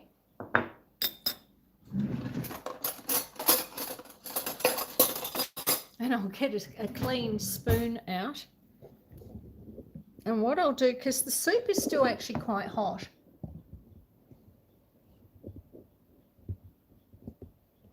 there we go.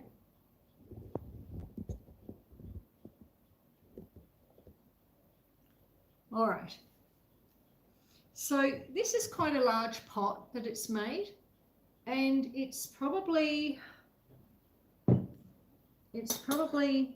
filled to about here. So I shall put some into this dish and we'll try it.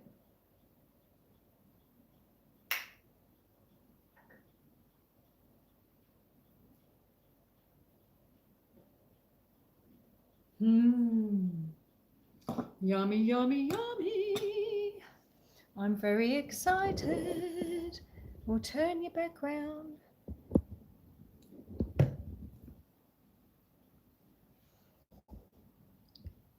Okay.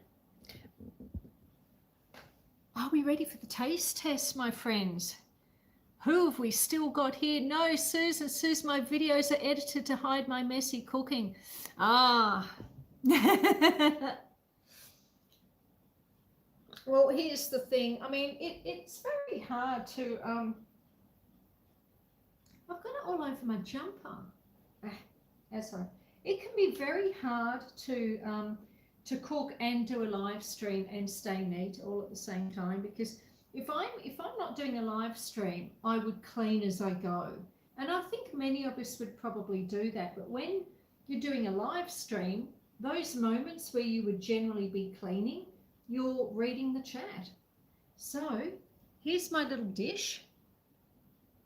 Let's try this out.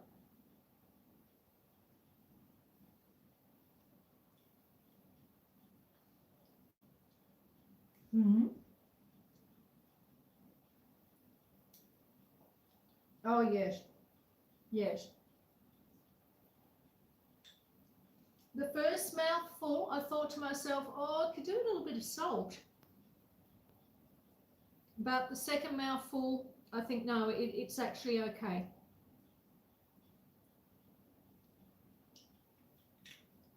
Because the ham itself would have, you know, salt in it. No, this is good. This is very nice. And it's thick without being too thick. You know what I'm saying? Oh, I just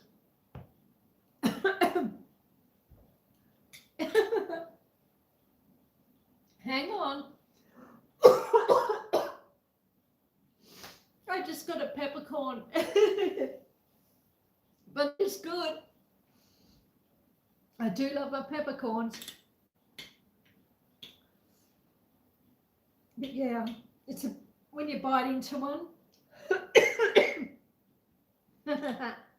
That was funny. But no, listen, this tastes really great, guys.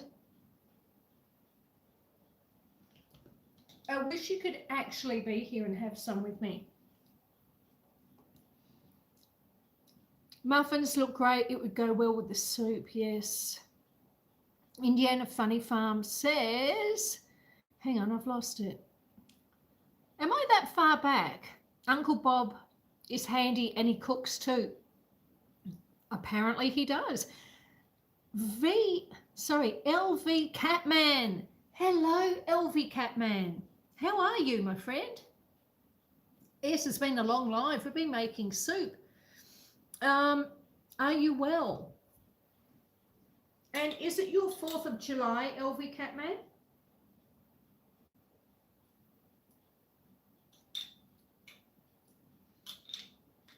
In fact, I know I've said it a few times during the live, but for those of you in America, have a wonderful 4th of July today, won't you?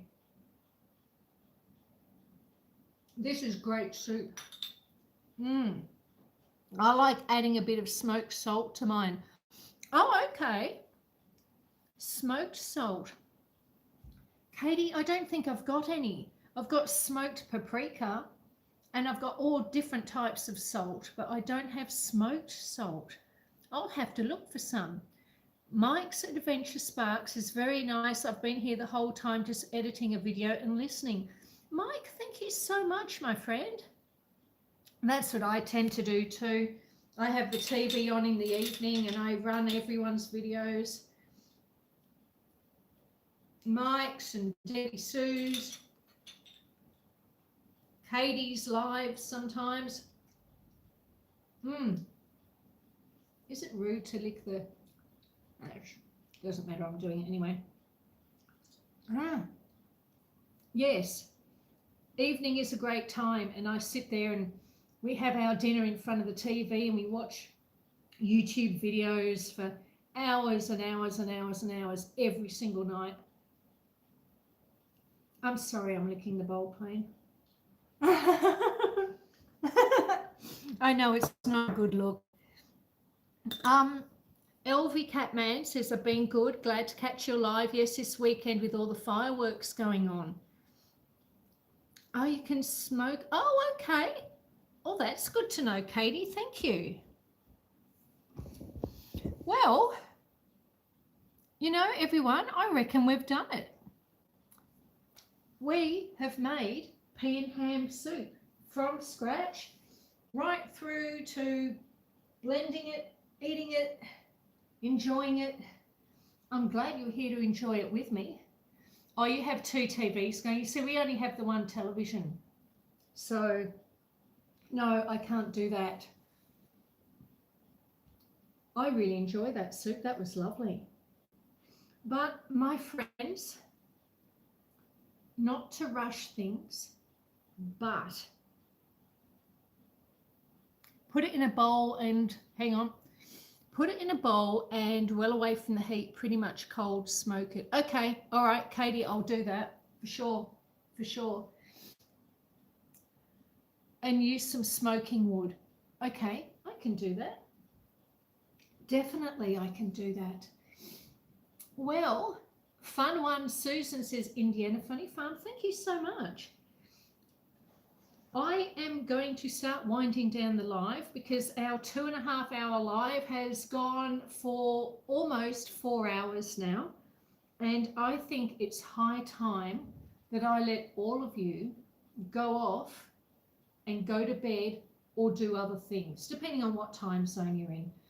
As always, a big, big, big, huge, mammoth thank you to Kirsty and Ace for being here from one end to the other, putting up everyone's links, putting up my links, hopefully putting up their own links as well. Kirsty from Heart's Humble Homestead and her husband Dean did do their first live a few hours ago, so if you haven't checked that out already, please check out Kirsty and Dean's live, Heart's Humble Homestead.